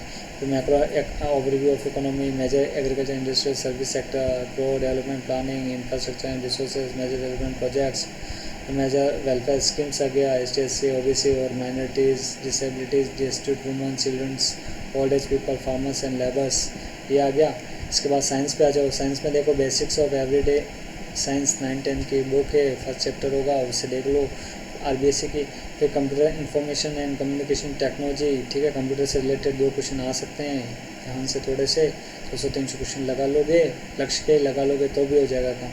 फिर डिफेंस एकेडमी है, स्पेस टेक्नोलॉजी है, सैटेलाइट्स, फंडामेंटल, और आपको करंट अफेयर्स देखना है, nano technology, biotechnology, genetic engineering आ जाएगा आपका, ठीक है। तो इसमें क्या देखना है आपको, करंट अफेयर्स, फाउंडेशन थोड़ा सा, food and nutrition, blood group important है, RH फैक्टर है, ठीक है, हेल्थ केयर है, इन्फेक्शियस नॉन फेक है, इसमें क्लासिफिकेशन को लेता है, जूनोटिक डिजीज़ के बारे में पूछ सकता है, ठीक है, दैट इज़ देख लेना। इसमें एनवायरमेंटल इकोनॉमिक चेंजेस देर या वो एनवायरमेंटल जो उसके इकोनॉमिक पिरामिड कैसे बनते हैं ना, succession, primary and secondary succession क्या होते हैं, ऐसे मतलब बहुत सिंपल क्वेश्चन बनते हैं। कोई बायोडाइवर्सिटी, बायोडाइवर्सिटी कंजर्वेशन के क्या है, सीधे बायोडाइवर्सिटी के पूछ सकता है, वर्ड से रिलेटेड, ठीक है, वर्ड्स कोड पूछ सकता है, ऐसे related, conservation, natural resources, sustainable, current affairs देख लो, इकोनॉमिक सर्वे देख लो, ठीक। नेक्स्ट पे agriculture, horticulture, forest, animal husbandry, specialisation, ये मैं करा दूंगा आपका, ठीक है। Development of science and tech special, ये मैं ही करवा लूँगा, बहुत ईजी है, मैं एक ही पेज में इसको करवा दूंगा आपका।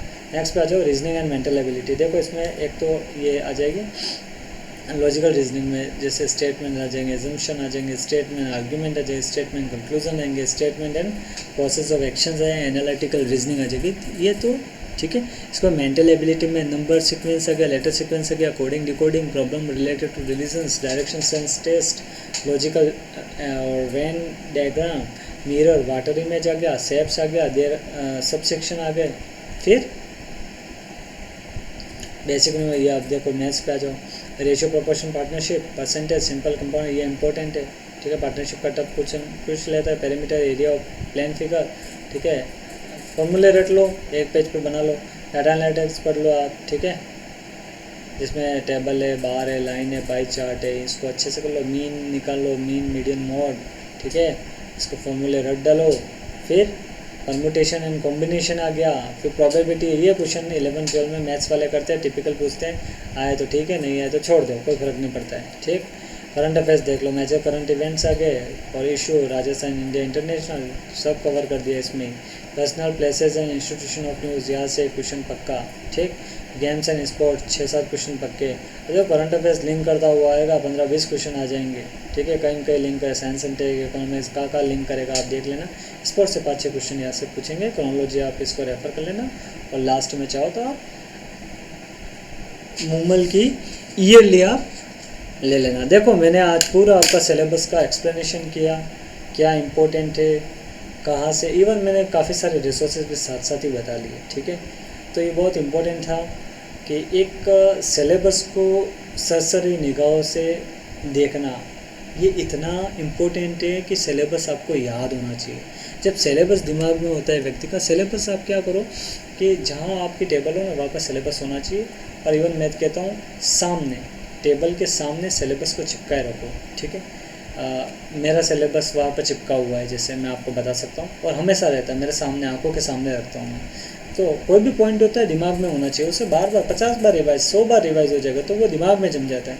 अब उससे रिलेटेड 5 फैक्ट्स तो याद करने हैं, ऐसे करके सिलेबस को कवर कर लीजिए भाई। 150 से 200 पॉइंट होंगे, उसमें कितने 2000 पॉइंट बन जाएंगे बस। और अगर 2000-3000 फैक्ट्स याद है तो ये पीटी निकल जाएगी। तो इस प्रकार से आपको एक एनालिसिस थिंकिंग प्रोसेस डेवलप करनी है, तब जाके आप RS PT निकाल पाओगे। क्योंकि देखो RS तो तब बनोगे ना जब PT निकलेगी। मैं आपको बता दूं 700 से 750 बच्चे ऐसे थे जिन्होंने इंटरव्यू दिया था 2021 में, वो 2023 की PT भी क्वालिफाई नहीं कर पाए, क्योंकि बिल्कुल ही पेपर अनप्रिडिक्टेबल आया था। पेपर इजी था पर प्रिडिक्टेबल नहीं था, ठीक है। वो जो पैटर्न था उनका थोड़ा चेंज था, इस वजह से काफ़ी बच्चे रह गए थे। और इस बार भी हो सकता है कुछ चेंजेस करें पूछने में, तो आप थोड़ा सा इसको भी सीरियस हो जाइए। लाइफ के प्रति भी आपको होना चाहिए, आप रेस्पॉन्सिबल पर्सन हो समाज के, देश के, अपने घर वालों के लिए, अपने माँ बाप के लिए, ख़ास करके जो रात दिन आपके लिए लगे पड़े हैं, खूब मेहनत करते हैं। और आपका अपना सपना एक सिविल सेवक बनना तो होना ही चाहिए, पर एक अच्छा समाज का व्यक्ति बनना होना चाहिए। मेरा मानना ये कि एक अच्छा व्यक्ति अगर समाज का बनता है, सिविल सर्वेंट, तो वो कई व्यक्तियों को अच्छा बना सकता है, ठीक है। एक अच्छे सिविल सर्वेंट बनने की मैं आपके कामना करता हूँ। ईश्वर करे आपका RS PT मेंस इंटरव्यू सब हो जाए। मैं आपके जर्नी में बिल्कुल साथ रहूँगा, इवन इंटरव्यू के प्रोग्राम तक भी करवाएंगे। धीरे धीरे मैं RS के सब सेगमेंट पे बात करूँगा।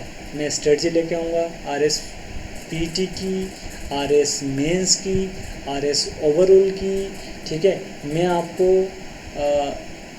और भी इम्पोर्टेंट सब्जेक्ट हैं वो मैं साथ साथ में पढ़ाते रहूँगा। और देखिए RS PT में जो GS है, यही GS आपको पटवारी में मिलेगी, यही GS आपको ग्राम सेवक में मिलेगी। CET में क्या है, यही तो सिलेबस आ रहा है, ठीक है। तो कंपटीशन CET का भी है, ठीक है। 27-28 को होने वाली, 28 तारीख एग्ज़ाम होगी। तो आप सोच लीजिए कि धीरे धीरे कंपटीशन बढ़ रहा है, ठीक है। और RS में फैक्ट्स टाइप पे पूछते हैं तो वो लोग 3-4 हज़ार तो वो फर्जी लोग हैं जो वापस देते ही नहीं हैं, सिर्फ PT पास करके वो स्कोर के लिए आते हैं। तो आप सोच लीजिए वो रिजल्ट ख़राब करने के लिए आते हैं। और सीरियस कैंडिडेट होते हैं वो 100 नंबर के आसपास लाते हैं RS में। मैं भी काफ़ी सीरियस कैंडिडेट को जानता हूँ, ठीक है, जो SDM भी बने हैं इतने नंबर ला के। तो इस वजह से आप थोड़ा सा सीरियसली इससे पढ़ाई कीजिए। ऑल द बेस्ट, ठीक है। और मिलेंगे, जल्दी मिलेंगे। Thank you very much for listening me. Okay bye, good night.